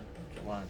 이 서술자의 주관이 개입되는 게 1인칭 시점이에요. 3인칭 시점은 원칙적으로 사람인지 아닌지 모르기 때문에 서술자의 주관을 개입할 수가 없어요. 그런데 3인칭 시점 중에서 잘 봐봐. 자, 봐봐. 시점 중에서 이 존재가 사람이에요. 사람입니다. 라고 주장하는 표현 방법이 있는데 그 표현 방법이 그 관점이 뭐야? 얘라 사람입니다. 라고 하는 게 결국 뭐가 된 거야? 서술자의 개입이라고 불리는 거죠. 이거를 전문적으로는 원래는 포함되는데 서술자의 개입. 지금은 뭐냐면 이거를 편집자적 논평이라고 불리는 거야. 이거는 특수한 형태에 해당이 되는 거지. 맞습니까? 그래서 나중에 할 거야. 알았어? 아무튼간에 이게 이루어지지 않는 이상은 결론은 뭐해라? 작품 밖의 존재는 그냥 3인 시점으로서 주관을 개입할 수가 없다. 라고 해서 결국은 여기서부터 나올 수 있는 결론은 뭐냐면 3인칭보다 1인칭이 주관적이다. 맞죠? 이렇게 우리가 얘기해야 되는 거야. 자, 시점의 종류는 우리가 그냥 참고서적으로 얘기하면 1인칭 시점에서는 뭐가 나온다고요? 1인칭 시점은 주인공 시점이냐? 관찰자 시점이냐가 나오는 거고, 그렇죠? 3인 시점은 당연히 뭐 아니면 뭐가 나오는 거야, 얘들아? 전지적 시점이냐? 관찰자 시점이냐가 나오는 거고, 여기 나오는 거야. 자, 여기서 보게 되면 주인공과 관찰자가 나올 때 우리가 봤으니까 이건 결국 뭐가 된 거니? 결론은 잘 봐봐. 갈등의 주체가 나오죠. 주체가 서술자이냐? 주체가 서술자이냐? 내 주인공 시점 아니요, 관찰자 시점. 맞죠? 서술자가 작품이랑 사건이랑 관계가 없어요. 그럼 관찰자 시점이 되는 거죠. 요거는 잘 봐봐. 서술자의 서술이죠, 맞습니까? 서술자의 서술이 어디를 건드리고 있냐? 인물의 심리를 건드리고 있느냐? 서술자의 서술이 인물의 심리까지도 서술하고 있느냐? 내 전지적 시점. 인물의 심리는 서술 안 하는데요? 관찰자 시점. 이렇게 가는 거예요. 기본적인 구분 방법이고요. 자, 이제는 시점의 종류에 대해서 내가 말씀을 드리는데, 잘 봐봐야. 시점은, 자, 이러한 시점은 첫째 뭐냐면 이 방금 전에 얘기했잖아. 1인칭 무슨 시점? 주인공 시점. 그 다음에 1인칭 관찰자 시점. 이렇게 얘기할 줄 알았죠? 자, 1인칭 관찰자 뭐에 해당이 되냐면 1인칭 관찰자 목격형 시점. 1인칭 관찰자 잘 정리해놔야 얘들아. 1인칭 관찰자 무슨 시점? 전달형 시점. 자, 여기까지가 1인칭 시점 세 가지예요. 그러니까 원래는 주인공 관찰자 두 가지로 알고 있는데 관찰자가 두 개로 쪼개진 거죠. 맞습니까? 오케이? 그 다음에 봐라. 3인칭 관찰자 시점. 우리나라 소설에서 제일 안 쓰이는 게 이 3인칭 관찰자 시점이에요. 거의 안 쓰인다고 보시면 돼요. 그 다음에 잘 봐봐야 돼. 전지적 작가 시점. 전지적 작가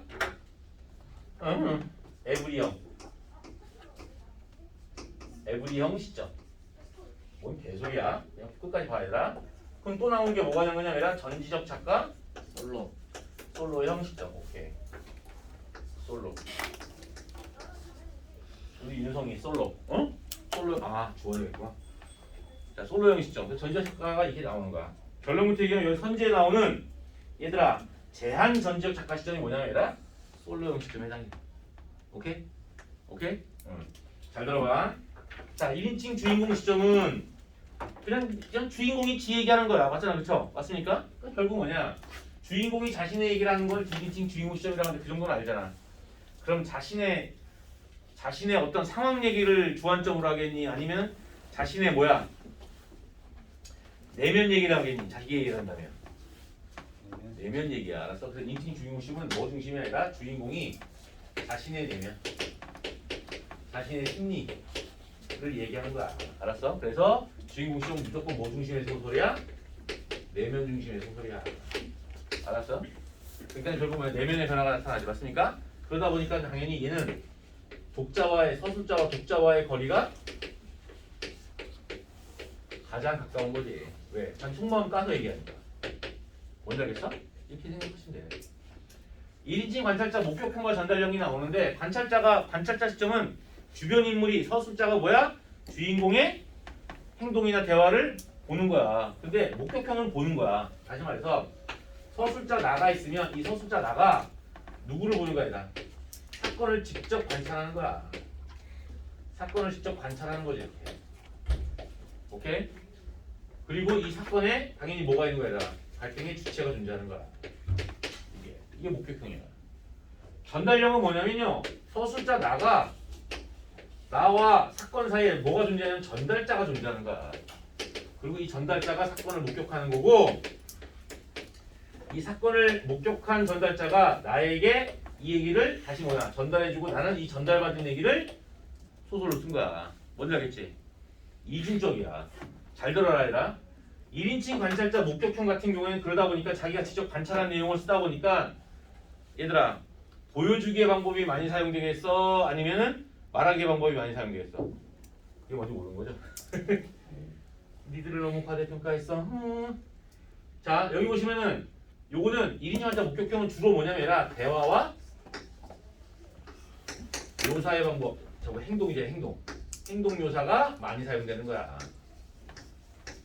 얘들아 이렇게 대화와 묘사의 방법을 합쳐서 우리가 얘를 뭐라고 그런다고?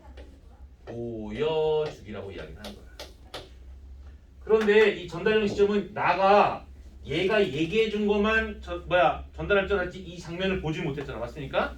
그러다 보니까 얘는 뭐가 되는 거냐면 얘랑 요약 중심의 서술을 보여주는 거야. 이렇게 요약을 우리가 다른 말로 뭐냐면 말하기 기법, 텔링이라고 하는 거야. 여기까지 됐어? 됐어? 상대적으로 얘는 직접 봤으니까 감정을 자신의 주관을 풍부하게 판단할 수 있고요. 얘는 직접 본 게 아니니까 판단을 좀 유보하는 경우가 생겨. 여기까지만 일단 할게. 뭔지 알겠지? 자, 똑같이 관찰자인데 아예 뭐야 얘가? 서술의 중심이 완전히 달라. 알았어? 니들이 봤을지 모르겠는데 얘들아 김정한의 모래톱 이야기 같은 경우가 전형적으로 뭐냐면 1인칭 관찰자 전달형 시점에 해당이 돼요. 그걸 제외하고 얘가 1인칭 관찰자 전달형 시점은 얘는 특징이 있어요. 얘는 주로 뭐냐면 액자 소설이라는 말 들어봤지? 액자식 구성 맞습니까? 그러니까 뭐냐면 얘네 이렇게 둘이서 얘기하는 게 뭐야? 전달하는 장면이 외화라고 그러죠. 바깥 이야기. 그리고 얘가 이 목격한 이 사건이 뭐가 돼? 내화라고 그러죠. 안에 이야기로 주로 적용이 돼요. 대개 경우에. 알았지? 3인칭 관찰 시점은 다시 한번 얘기하지만 3인칭 시점 중에서 100작품이 나오면 99작품이 전지적 작가 시점이고 한 작품만 3인칭 관찰자 시점이에요. 그러니까 1%밖에 안 돼요. 그러니까 3인칭 나오면 할 말 없으면 다 무슨 시점이라고 생각하면 돼요? 전지적 시점 하면 돼요. 판단이 안 되면. 뭔지 알겠어? 100% 전지적 작가 3인칭 관찰 시점도 별로 없어요. 이 3인칭 관찰자 시점을 가장 잘 사용하는 작가가 누구냐면 황순원이에요. 황순원. 네? 알았어요? 자, 3인칭 관찰자 시점은 결국 뭐냐면 아무것도 존재하지 않죠. 맞습니까? 3인칭 관찰자 시점은 오직 뭐만 가지고 이야기하는 거냐면 여기 나오죠. 대화와 행동 묘사. 뭐가 나온다고요? 대화와 행동 묘사 중심으로 이루어져요. 결국은 뭐냐? 여기다가 결국 뭐냐면 어떤 부가 정보가 아예 없다는 얘기죠. 예를 들어서 1인칭 주인공 시점은 대화와 행동 묘사와 함께 자기 생각을 얘기하죠. 그럼 이 서술자 자신의 생각이 뭐야? 부가 정보가 되는 거죠. 맞잖아요. 그래서 서술자의 심리를 가지고 대화와 행동의 의미를 추측할 수 있죠. 맞습니까? 이 경우에는 또 뭐야? 김유정의 봄봄이나 동백꽃처럼 1인칭 주인공이 정상이 아니라 약간 꼴통새끼면 판단이 왜곡될 수도 있는 거죠. 뭐하는지 알겠지? 그거 얘기하는 거란 말이야. 그런데 마찬가지 1인칭 관찰자도 마찬가지로 뭐가 되는 거야? 1인칭 시점이니까 여기도 마찬가지로 뭐야? 주관은 개입되겠지. 맞습니까? 서술자의 주관이 들어가겠지. 근데 여기는 아무것도 없는 거야. 그러니까 당연히 아무런 부가 정보 없이 대화와 행동 묘사를 중심으로 하면 누구의 해석의 폭이 넓어지는 거야.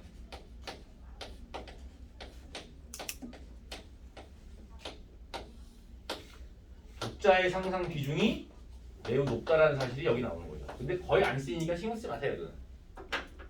전지적 시점. 전지적 할 때 이 전지가 무슨 뜻이라고요? 모두 전자에다가 알지자잖아. 맞습니까? No everything. 맞지? No everything 하니까 전지란 말이야. 여기까지 됐지? 문제는 뭐냐? 전지적 작가인데 근데 문제는 뭐냐? 그럼 다 알아야 되는 거야. 모두 알아야 되는데 모두 아는 새끼와 하나만 아는 새끼로 갈라지는 거야. 뭐하는지 알겠지? 그건 좀 말이 안 되긴 해. 근데 이거는 결국 뭐야? 심리를 알아요. 이런 뜻이 된다. 전지적 작가 시점은 결국은 여기서 볼 때는 뭐냐면 모든 등장인물의 모든 인물의 심리를 다 나열하는 거죠. 나열하는 게 아니라 모든 인물의 심리를 다 서술해 주는 걸 에브리형이라고 하고요. 전지적 작가 솔로형은 뭐가 되냐면 주인공의 심리만 서술되고 있는 거죠.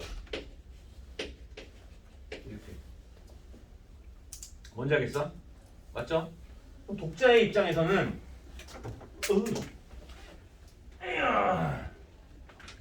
자, 독자의 입장에서는 여기서 말하는 독자는 결국 뭐냐면 얘라 독자는 그 모든 인물의 심리를 다 꿰뚫어 보고 있으니까 우리가 드라마 보듯이 모든 인물의 심리를 다 알아. 알면서 결국은 당연히 뭐냐 이렇게 되면 뭐야 얘라 사건의 전모를 알아. 근데 얘는 뭐냐면 얘들아 주인공 외에 다른 인물의 심리를 독자는 알 수가 없어. 맞습니까? 다른 인물의 심리에 무지해. 맞잖아, 그지? 오케이. 이게 되는 거죠. 그래서 여기에 뭐가 나오냐면 사건에 대해 추측이나 짐작 이런 것들이 나오게 되는 거죠. 그러니까 이 소설에서도 보게 되면 뭐냐면 그가 생각하기에 아내가 할 말이 있다고 했을 때 아이씨 또 월급 때문에 그러나? 맞잖아, 그지? 아니 그게 아니라 뭐야? 어머니에 대한 얘기였어. 맞잖아. 근데 또 어머니에 대한 얘기도 많이 괜찮으신가? 했는데 뭐야? 갑자기 그냥 한 천장만 내려다보고 있어. 왜 그러지? 궁금해하지 맞습니까? 그러다가 뭐야? 이름을 부르죠. 맞습니까? 이해가 됐어? 여기까지 이해했니? 이해됐어? 그래서 이게 전적 작가 솔로용 같은 경우에는 되게 두 가지야. 그러니까 결국은 핵심이 뭐냐면 전적 작가 에브리 형은 이건 사건 중심의 소설에서 전적 작가 에브리 형을 쓰고요. 전적 작가 솔로용은 뭐 중심이야? 사건 중심이 아니라 심리 중심의 소설에서 이 솔로용을 써요 오히려. 그러니까 사람들로 하여금 뭐냐면 얘가 주인공의 심리 세계에 주목하게 만드는 거예요. 여기까지 이해했어? 너무 많은 거 써서 정말 졸라 미안한데.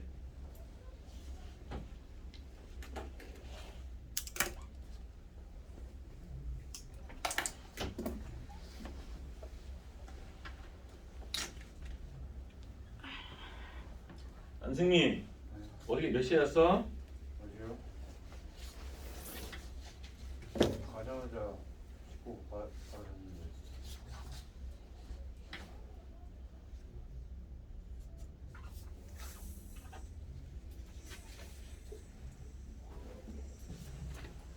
자 여기까지 됐어요? 아직 좀 적을 시간 줘야 되나요?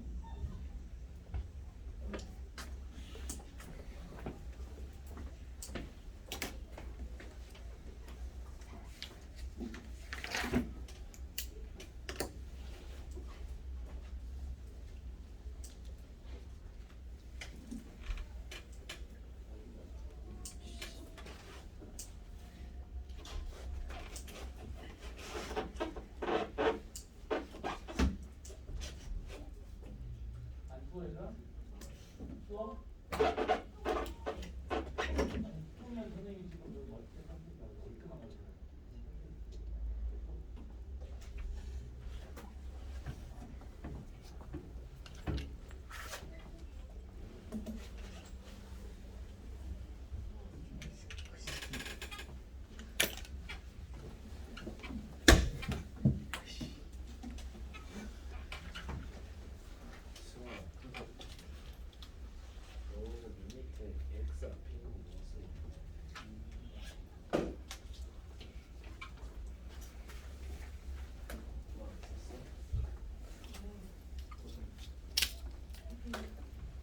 다른 분의 심리를 안 썼어요.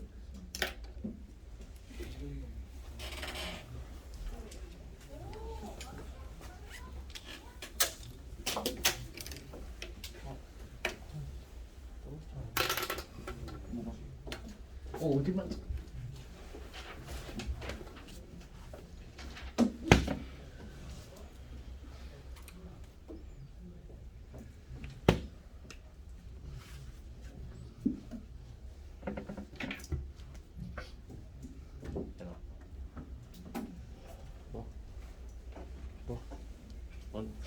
이렇게 서로 주자. 서로 줘. 끝나 너도 넣어줘. 끝나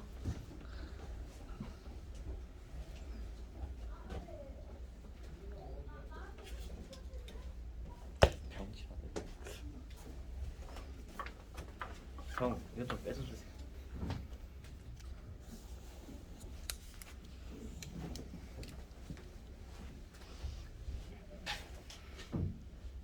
좀 앉아. 알겠어. 앉으라고. 알았어. 기우 괜찮아. 기억이 없어 너가 저번에 이러고 그랬잖아 내가 언제 이러고? 앉아.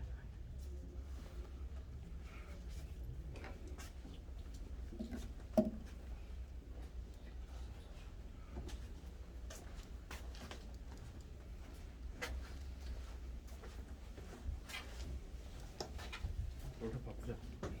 뭐라고? 볼펜 바꾸자.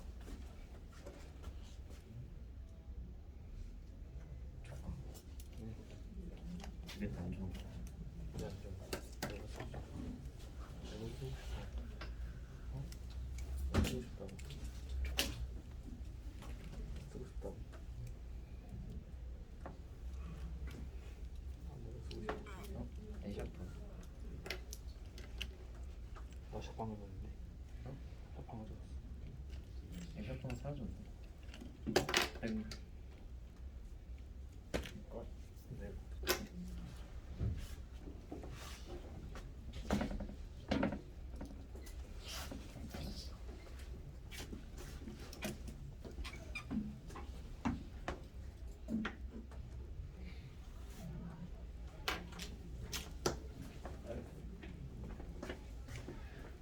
죽을라 그래. 이게 왜 이렇게 갑자기 배반의 장면을 찍었지?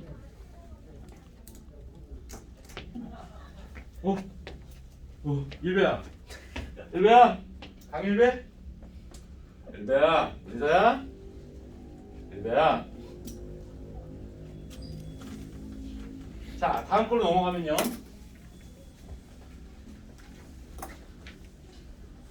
돌리고 알아. 어떡하겠니? 뿅. 야, 인접성 얘들아. 인접성 꼭 기억해놔야 된다. 그냥 인접성이야. 뭔 소리인지 모르더니 인접성이래. 그럼 그냥 인접성이 있어 하다 보면 나중에 인접성이 개념이 잡혀요. 아, 그게 러시아의 문화평론가 로만 야콥슨이라는 사람이 만든 개념인데 정말 좋아요. 잘 봐봐라. 60페이지에는 이상의 날개라는 소설이 나와요.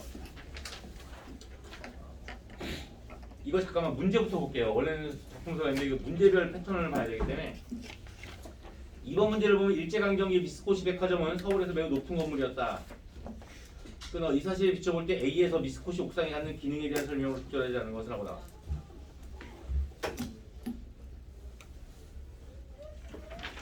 자, 1번 나로 하여금 내면적 성찰을 시도하게 한다는 말 나오지 않습니까? 개념 작술이라고 그러는 거야. 야, 내면적 성찰의 밑줄. 성찰에 한 번 더 밑줄. 야, 성찰이 무슨 뜻이냐? 이런 게 개념이지. 성찰이 무슨 뜻이라고요?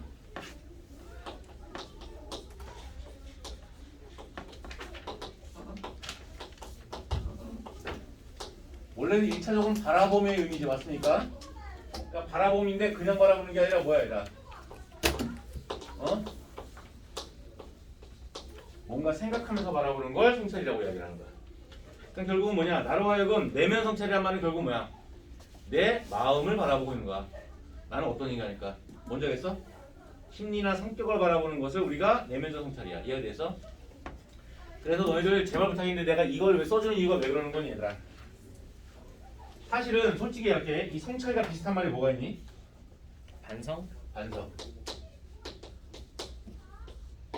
반성은 얘들아, 전 정말 나쁜 새끼예요. 이게 반성이 아니라 돌아봄이라는 의미를 지니고 있어요. 거꾸로 돌아본다는 얘기입니다. 서로 손가락질하고 있어요?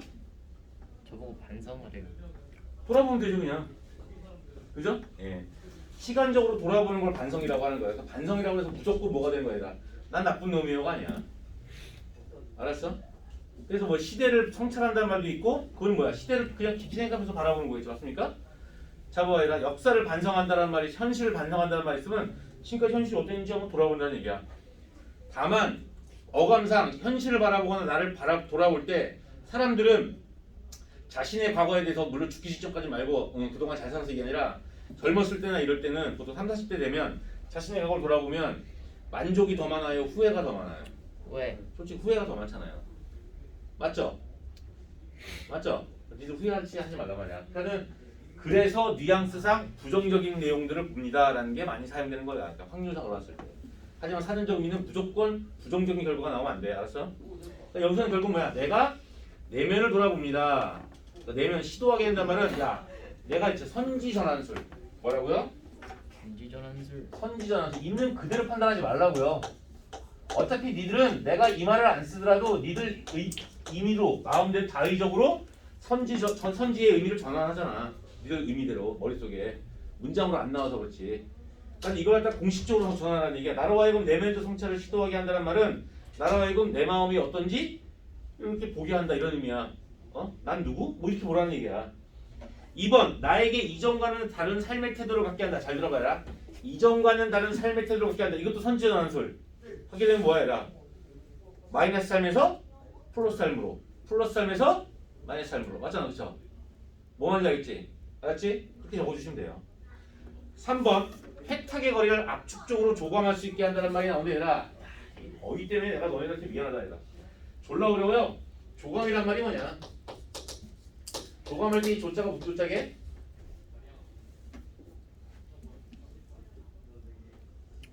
이런 조대가리들. 내가 뭐 얘기할지 알지 얘들아? 세조. 감자가 이게 뭐냐 얘들아? 이해가 됐어? 그럼 새는 어디서 바라보니?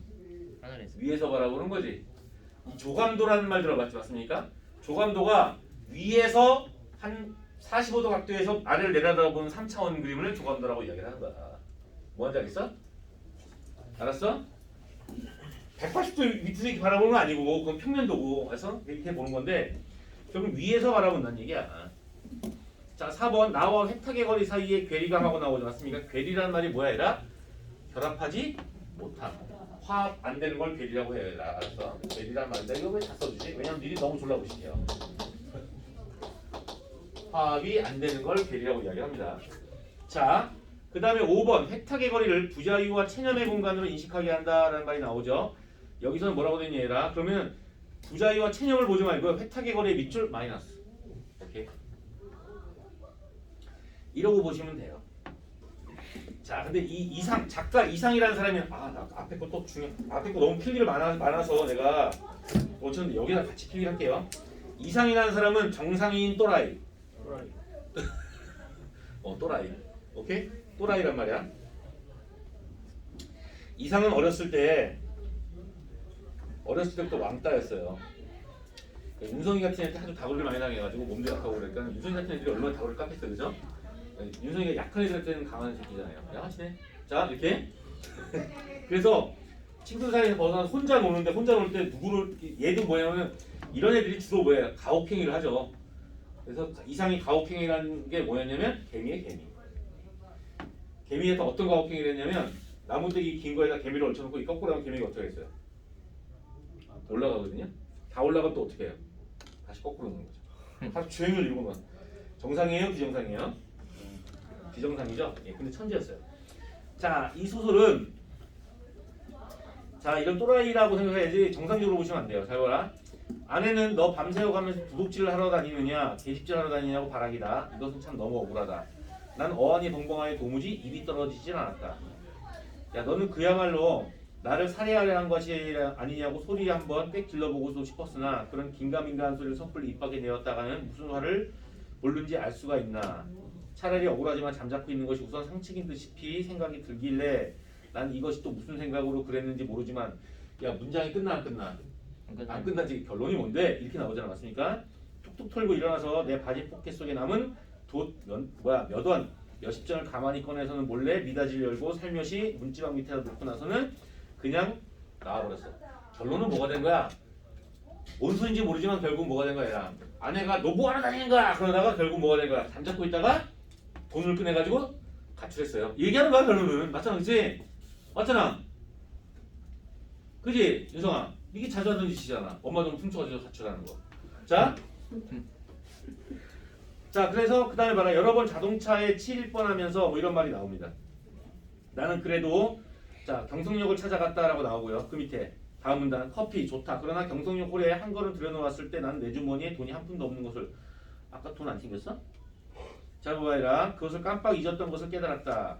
자 그 다음 문단 나는 어디로 드립다 쏟아내는지 하나도 모른다. 이게 지금 2번 문제가 물어보는 A 부분이거든요. 여기 집착하지 마세요 얘들아. A 부분에 집착하는 소설에서 A 부분을 보라는 얘기는 A 부분에 집착했냐? 넌 낚인 거야 이 새끼야 이런 뜻이에요. 알았어? 그러니까 이거에 집착하는 거 아닙니다. 그냥 보시는 겁니다. 자, 다만 몇 시간 후에 내가 미스코시 옥상에 있는 것을 자 깨달았을 때는 거의 대낮이었다라고 했어요. 미스코시란 말은 저기 뭐야 얼마 전에 저거 뭐지 그 뭐야 건물 전체에다가 그 뭐야 LED 등 단 그 신세계 백화점 있죠 회원동에 그 옆에 미도파 백화점이라고 있었어요. 그게 미스코시 백화점입니다. 미스코시가 미도파 백화점이라고 처음 들어봐요? 네. 영화 암살의 그 전지현하고 막 있잖아 맞습니까? 거기서 마지막에 왜 그 막 총격전 벌어지는 하이라이트 장면 있죠? 거기가 이 미스코시 백화점입니다. 그때 일제강점기 때 지어진 건물이 얼마 전까지 계속 세워져 있죠. 지금도 있을걸요? 자 깨달았을 때 나는 거의 대낮이었다. 그 당시에는 그게 최고층 건물이었습니다. 나는 거기 아무데나 주저앉아서 내 자라온 26대를 회고하여 보았다.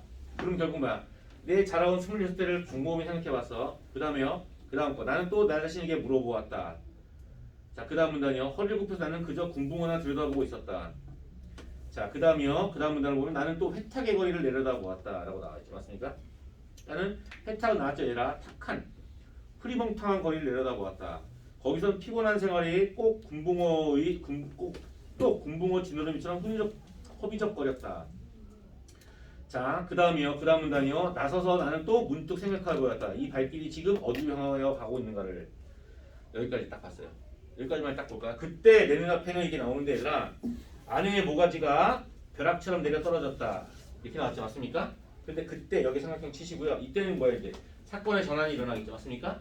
이건 좀 나중에 보시고요. 자, 그러면 여기까지 봤을 경우에 1번. 야, 지금 뭐야? 뭐 하고 있니? 얘는 지금. 나는 또 나 자신에게 물어보았다. 인생에 무슨 욕심이 있냐? 내면적 성찰. 맞아 안 맞아? 맞지? 나의 심리에 대해 생각하고 있어요. 2번. 나에게 이전과는 다른 삶의 태도를 갖게 한다는 말이 나오잖아. 맞습니까? 어떻게? 이렇게 살 수 없어? 있어 없어요? 없죠? 3번. 잘 봐봐야. 어차피 옥상이니까 3번은 넘어가고요. 4번은 나와 회탁의 거리 사이에 화합할 수 없음. 얘 상황은 지금 플러스 상황이야 마이너스 상황이야? 마이너스 상황이지? 회탁의 거리를 긍정적으로 보고 있어요? 부정적으로 보고 있어요? 부정적으로 보고 있죠? 금붕어 같은 존재들이 지금 휘저어 다니고 있죠? 맞습니까? 그럼 화합할 수 없어요. 5번 회탁의 거리를 마이너스. 맞죠? 어떻게 푼지 알겠어요 얘들아? 오케이 이렇게 판단하시는 거예요. 다만 난 이것 때문에 얘기하는 것이 아니라 자 여기서는 다른 거 말고요. 자 문학 팁을 보면 지문 문장 단위로 가볍게 의심하면서 읽되 장면 단위로 사고하라 했는데 얘들아 문장 단위로 가볍게 의심하면서 이런 건 지우세요 얘들아. 여기서는 중요한 게 뭐냐면 장면 단위의 밑줄 치십니다. 장면이 바뀔 때 가볍게 끊어주시면 돼요. 읽을 때 알았어요? 근데 우리는 그거 귀찮으니까 어떻게 해라? 여기서는 장면이 바뀌는 지점을 잘 포착하면 돼요. 뭐하는지 알겠어? 이건 좀 이따 할게요 얘들아. 나중에. 자 너무 하니까 좀 그런 것 같아. 자 공간의 차이가 있으면 슬래시를 치든가 해서 슬래시가 바로 뭐야? 지문 분할이죠. 맞습니까? 자 요거는 지금 60페이지 오른쪽을 보면 그때 내 눈앞에는 갑자기 뭐야? 나 혼자 생각하고 있는데 아내의 모가지가 딱 떨어졌죠. 맞습니까? 아스피린과 아달린하고 나와요. 아스피린은 진통제고요. 아달린은 수면제라고 되어 있는 거죠. 이렇게. 우리들은 서로 오해하고 있느니라. 설마 아내가 아스피린 대신 아달린의 정량을 나에게 먹여왔을까? 자, 아내가 대체 그럴 까닭이 없을 것이니. 잘 봐봐. 그러면 나는 날밤을 새면서 도둑질을 계집질을 하였나? 정말이지 아니라. 우리 부부는 숙명적으로 발이 맞지 않는 절름발이인 것이다. 사랑과 전쟁이네요. 그 다음 문단이요. 그러나 나는 이 발길이 아내에게로 돌아가야 옳은가? 이것만은 분간하기 좀 어려웠다. 가야 하나? 그럼 어디로 가나? 이때 또 생각해. 여기까지요. 지금 뭐야 아이가? 난 지금 아내와 한바탕 하고 아내한테 가? 바로? 아내가 설마 나에게 수면제를? 진짜? 뭔지 알겠어? 이 얘기를 하고 있는 거야 지금. 자, 그 다음에 또 이때 또 하고 정오의 사이렌이 울렸다. 사람들은 모두 내 얼개를 펴고 닭처럼 푸드덕거리는 것 같고 대치래라. 그 밑에 줄에 그야말로 현란을 극한 정오다. 뭔 소리인지 모르는 거야. 나는 불현듯이 겨드랑이가 가렵다. 아 그것은 내 인공의 날개가 돋았던 자국이다. 그 다음 문단 나는 걷던 걸음을 멈추고 그리고 어디 한번 이렇게 외쳐보고 싶었다. 날개야 다시 돋아라. 날자 다시 한번 날 잡구나. 이렇게 나오지 않습니까? 마지막에 난다라는 말이 나와. 무슨 의미지? 상승. 또 하나가 유동 이미지. 맞지? 맞지? 상승과 이동임이지. 자유와 그쵸? 자유에 대한 희망이라고 하는 개념이 나오지 않습니까? 그러니까 얘는 결국 뭐야? 자유에 대한 소망을 강하게 표출하고 있어요. 이 얘기가 나오는 거지. 아마 여기까지 가게 되면 2번에서 요 문제에서 나에게 이전과는 다른 얘 지금 날려고 하잖아요. 그럼 이전과는 다른 삶의 태도 아니에요 라고 하잖아. 인접성을 보여야지. 얘가 이전과는 다른 삶의 태도를 가지려는 의지는 미스코시 옥상에서의 체험 때문에 그래요? 아니면 정오의 사이렌 때문에 그래요? 정오의 사이렌 때문에 그런 거죠? 그러니까 인접성을 가지고 있는 부분을 찾으셔야 돼요. 연속성. 옥상에서의 체험은 연속성을 가지고 있는 게 아니잖아요. 맞습니까? 이래서 답은 2번에 해당됩니다. 자, 그 다음에 나오는 게 뭐냐면요. 얘들아. 얘가 문학 기본기를 보면 의식의 흐름이라고 나와요. 나와요 안 나와요? 나와요. 여기 보면 인물의 내면이 비인과적 비논리로 펼쳐지는 것을 말함이라고 되어 있지 않습니까? 틀렸습니다. 인물의 내면이 비인과적 비논리로 펼쳐지는 것은 그 위에 줄에 의식의 흐름 기법이라고 써 있을 텐데요. 맞아요? 네. 얘들아 하나만 적을게요. 그냥 뭐냐면 여기서 얘기하는 건 뭐냐면 얘들아 의식의 흐름이라고 하는 것과 의식의 다른 기법. 흐름 기법은 같은 거야 다른 거야? 다른 거. 이거 다른 거예요. 알았어요? 이거 다른 거야. 자 여기서 의식의 흐름은 그냥 뭐야? 내면 또는 심리의 변화. 내면의 변화를 의식의 흐름이라고 이야기를 하는 것이고 의식의 흐름 기법은 얘들아 자동기술법이라고 그래요. 그냥 떠오르는 생각을 아무래도 그냥 쫙 적는 거죠. 그러니까 당연히 논리적이에요, 논리적이잖아요. 논리적이 않고 일관돼요, 아니면 일관되잖아요. 일관되지 않는다는 얘기를 하는 거예요. 선생님 뭐 말하는지 알겠지 얘들아?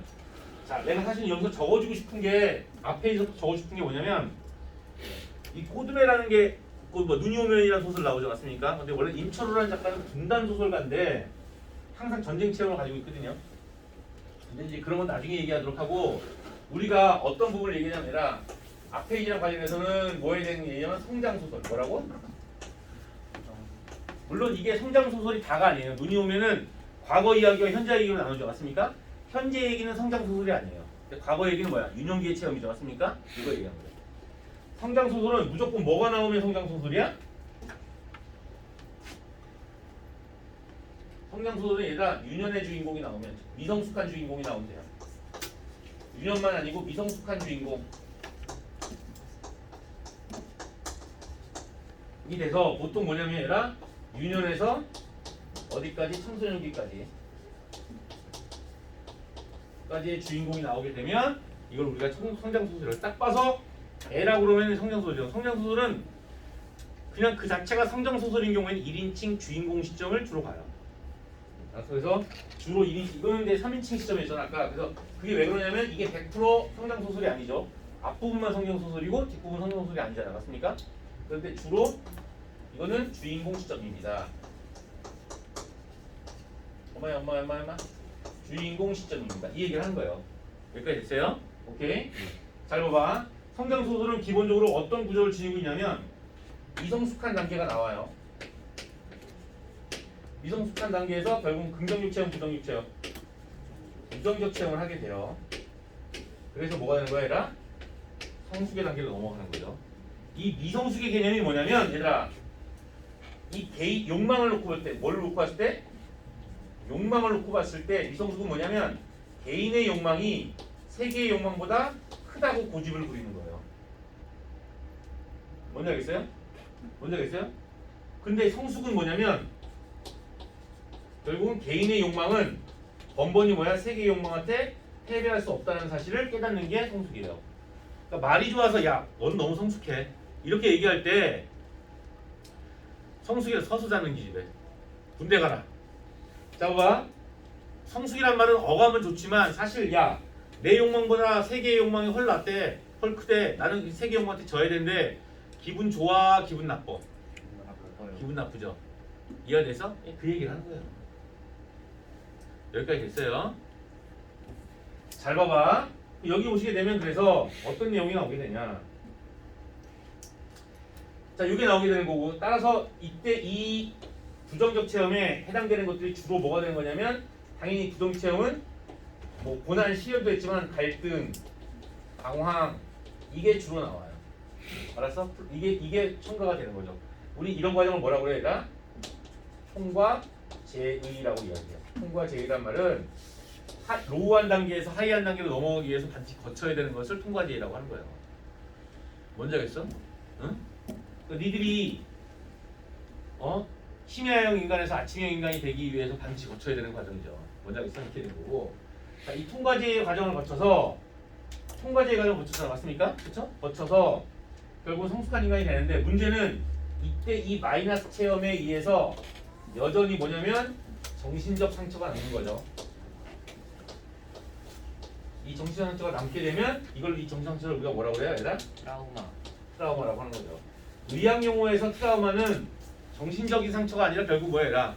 우리가 입은 어떤 외부의 충격을 해서 입은 상처나 이런 걸 갖다가 트라우마라고 하잖아 사실은 맞잖아 그죠? 근데 심리학 용어에서 트라우마는 결국 뭐냐면 어떤 외적 체험에 의해서 오랜 시간 동안 나로 하여금 정신적인 상처를 남게 되는 거야. 여기서 트라우마는 뭐야? 나는 국수를 먹지 않아요. 국수를 제일 싫어하는 음식이래요. 이런 말 나오지.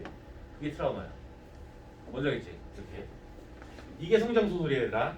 그 다음에 여기 아까 내가 의식의 흐름 기법 소설이라고 나왔죠 맞습니까? 잘 봐봐.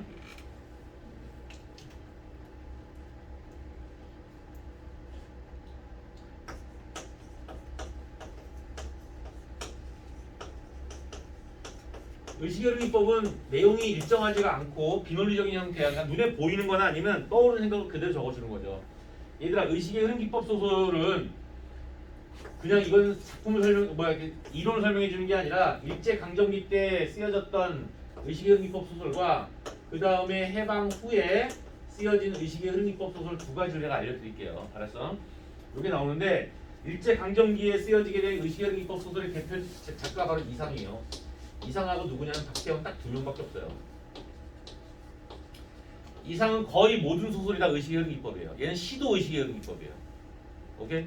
그러니까 이상은 다. 박태원의 소설가 구보씨의 일이라는 소설이 있어요. 몰라. 소설가 구보씨의 일은 이 구보라고 하는 사람이 사실 박태원의 혼데 소설가 구보가 하루 동안 엄마가 장가가라는 얘기에 노총각 있는데 장가가라는 얘기에 아이씨 이러고 그냥 집에 나와가지고 아침에 집에 나와서 밤 늦게까지 서울 전역을 싸돌아다니면서 겪었던 이야기를 그리고 있는 거예요. 그러니까는 본 거, 그거 보고 느낀 거, 과거의 기억, 본 거, 그거 보고 느낀 거, 과거의 기억, 본 거, 그거 보고 아이씨 존나 재밌겠어요, 재미없겠어요? 재미없죠. 네. 이런 게 나오는 거고요. 해방 이후는 다시 또 언제로 얘기하는 거냐면 딱 두 가지를 배경으로 합니다. 전쟁을 배경으로 하는 게 있고 또 하나가 뭐냐면 도시화를 배경으로 하는 게 있어요. 어차피 의식의 흐름은 결국 뭐가 된 거예요? 저는 이게 나오는데 저는 어차피 생각이 이것저것 많아요. 뭐 이런 얘기하는 거 아니야? 맞잖아, 그지? 그러니까 당연히 도시화에 가장 어울리는 소설에 해당이 돼요. 이 전쟁을 배경으로 하는 소설 중에서 유일하게 딱 한 편이 그 나오는데 오상원이라는 사람이 쓴 유해라는 소설이 있거든요.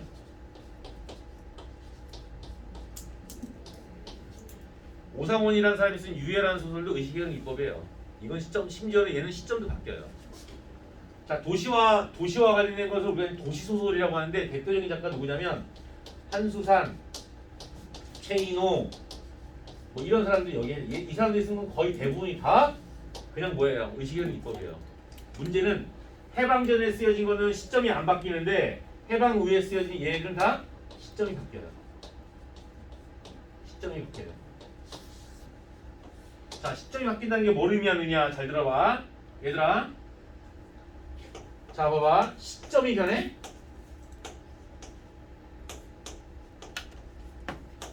선생님이 분명히 시브런. 시점? 물변의 원칙이라고 했죠. 맞습니까? 그건데 경우에 따라 시점이 변하는 경우가 있더라. 변할 때는 어떻게 바뀌는 건지 내가 알려드릴게요. 시점은 그냥 막 재수없으니까 바뀌는 게 아니에요. 알았어? 시점은 기본적으로 어떻게 되는 거냐면 잘 들어라 얘가 1인칭일 때와 앞부분이 1인칭일 때와 앞부분이 3인칭일 때 출발 지점이 달라요. 자, 근데 1인칭일 때는 무조건 뭘로 바뀌냐면 얘가 전지적 시점으로 바뀝니다. 오케이? 3인칭 때는 무조건 뭘로 바뀌게? 주인공 시점으로 바뀝니다. 시점은 바뀌는 원칙이 있어요.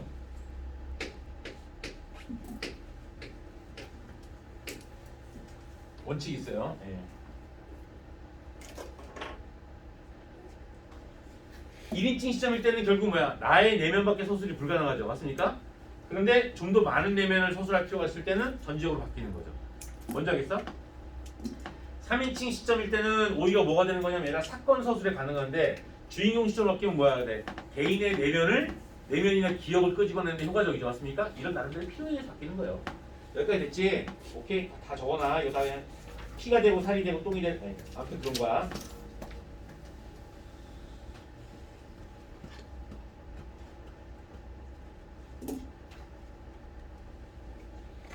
자, 이거는 62, 63페이지는 아유 부은 것들 이것 때문에 기말고사에 나를 들들 볶았잖아. 충고도 이거 기말고사 날 들들 볶았던 것 같은데 맞아요?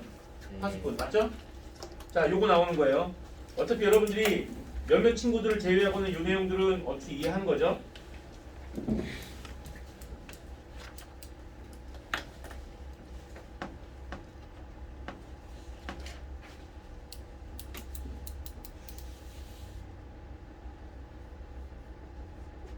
잘 봐봐. 여기 나와 있는 요 파수꾼에 나와 있는 내용들 한번 가만히 읽어보십시오.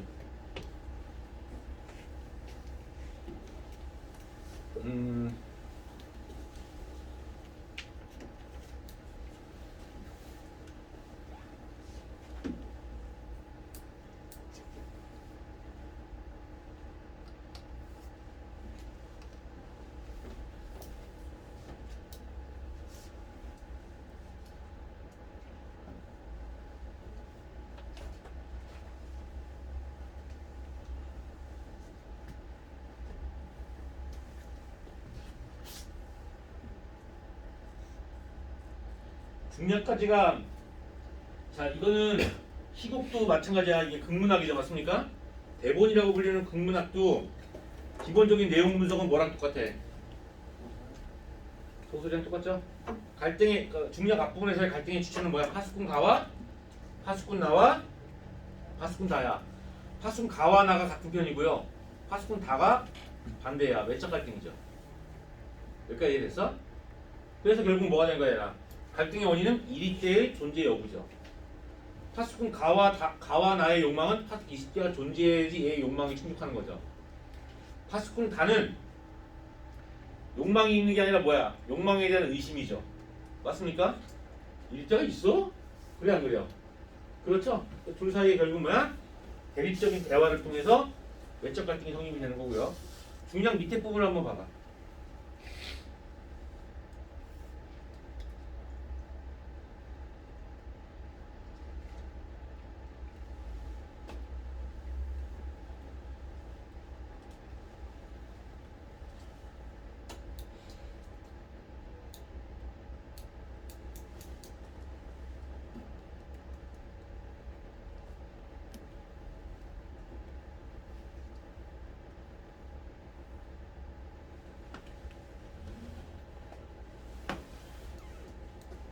자, 여기까지 뭐 처음 보는 사람은 읽어주면 되겠지만 여기서는 뭐 총장과 파수꾼 다의 갈등이죠.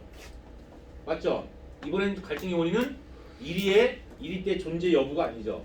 둘 다 이리때는 존재하지 않는 거에 대해 인정하고 있죠. 그럼 갈등의 원인은 뭘까요? 거짓말이죠. 총장의 거짓말이죠. 맞습니까?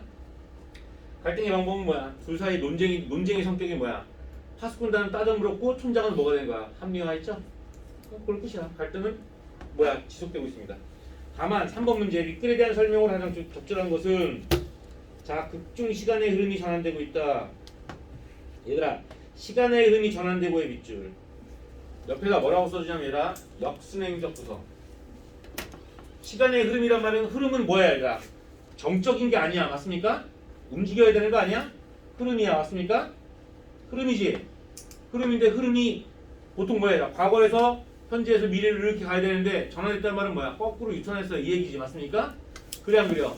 역순행적 흐름. 역순행적 구성. 공간적 배경은 황야에 위치한 마을이다. 자, 3번 무대 밖의 사건이 무대 내의 사건에 영향을 준다.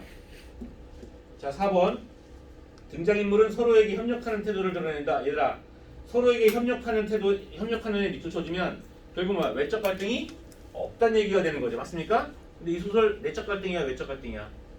외적 갈등이야. 맞습니까? 이렇게 되는 거고요. 5번 중심 갈등은 파스콘 나와 파스콘 다 사이에 나타난다 했는데 얘들아 중력 앞부분은 물론 파스콘 나와 파스콘 다 사이의 갈등이고 중력 뒷부분 촌장과 파스콘 다의 갈등이죠. 맞습니까? 누가 갈등의 주체가 될 수 있을 것 같아요? 촌장이겠죠? 그래서 5번은 틀린 겁니다. 그래서 여기까지 보시게 되면 1번, 4번, 5번 이 정도가 틀려요. 맞죠? 나머지 2, 3번 중에 하나가 문제가 되는데 이건 좀 이따 할게요. 4번 윗글의 팻말과 딸기에 대한 해석으로 가장 적절한 것은 하고 나와있는데 여기 팻말과 딸기가 아까 우리 읽었던 내용이 나와요 안 나와요? 나오죠? 맞습니까? 이게 나오는 겁니다. 이거는 팻말은 결국 뭐가 되는 거냐 1위 때 주의 맞습니까?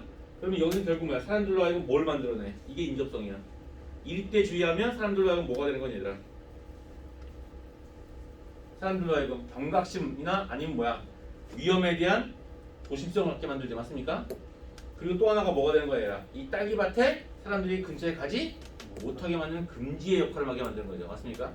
그럼 이때 팻말은 플러스야 마이너스야? 마이너스죠? 근데 여기서 딸기가 나왔어. 이 딸기를 지금 누구 혼자 처먹고 있는 거야? 손자가. 이게 소재가 나오잖아. 그럼 소재가 이 작품에서 어떻게 주어로 사용하고 있는지 잘 봐봐야. 문학에서는 시든 소설이든 간에 하나의 소재나 대상이 나오잖아. 그럼 소재라고 칩시다. 이 딱 소재가 나와. 그럼 소재가 결론은 뭐냐면 여기서는 얘가 뭐나 뭐로 이 소재가 과연 주어일까요? 아니면 목적어일까요? 를 정한 다음에 서술을 하나 딱 만들어주는 거지. 오케이? 여기서는 결국 뭐가 되는 거냐 얘랑 뭐 부사할 경우도 있고 맞습니까?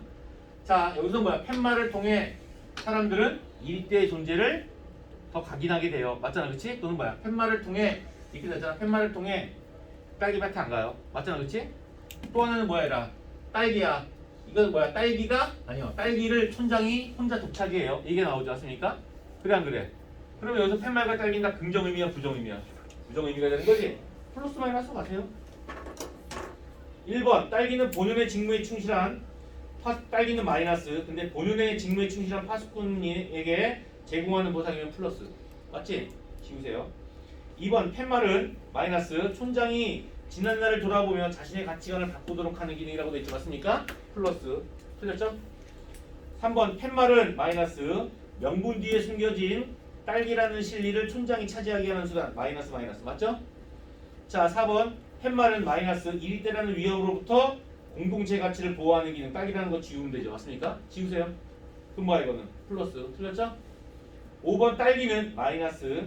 팻말이라는 금기와 자 이리때라는 위험 아래에서도 이거 가로치세요. 사라지지 않는 희망. 플러스. 틀렸죠? 다 마이너스라는 의미를 지니면 몇 번밖에 없는 거야? 한 번밖에 없는 거예요. 되게 쉽죠? 다만 이제 선생님이랑 여기서 얘기할 게 뭐냐면 얘들아 이게 극문학이라고 했죠? 근데 여기서 우리가 미술쳐야 될 게 뭐냐면요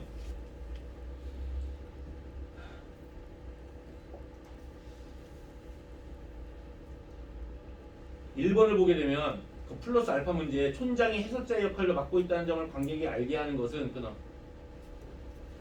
무대 위의 상황도 현실의 상황이처럼 보이게 하여 관객의 몰입도를 증가시킨다 이런 말이 나오죠. 잘 봐봐라. 촌장이 해설자의 역할로 맡고 있다는 점 여기까지 끊고요. 관객이 알게 하는 것은 요거 지우세요 그냥. 자 원래 끊어야 돼. 끊고 지우시는 거예요. 자 무대 위의 상황도 현실의 상황처럼 보이게 하여 여기까지 끊고요. 여기서 지우세요. 그럼 남는 게 뭐가 되는 거냐면 촌장이 해설자의 역할도 맡고 있다는 점은 관객의 몰입도를 증가시킨다 이 얘기예요. 맞을까요? 틀릴까요? 물론 밑에 답은 나와 있어요. X라고 나와 있죠? 응? 왜 틀릴까요? 잠시 후에 알려드릴게요. 자, 그 다음에 문학 팁을 보게 되면 딱 하나만 보시면 돼요. 극문학은 서술자가 등장하지 않는다. 밑줄.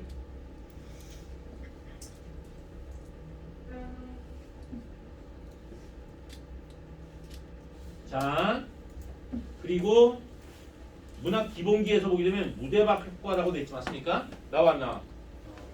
무대박 효과, 무대 효과에 비춰주시면 돼요. 자, 내가 여기서 이 극문학을 공부하면서 여기서 밑에서 내가 해줄 게 있어요, 얘들아. 보시게 되면 여기는 뭐가 지금 나와요? 극문학이 나오지 않습니까?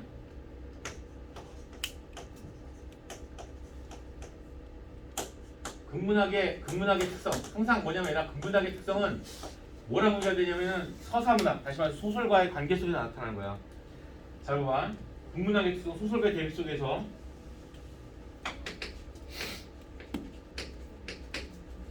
소설은 서술자가 있다. 있디? 있다. 자, 근데 거기에 비해서 뭐야 얘가? 근문학은 서술자가 없다. 맞죠?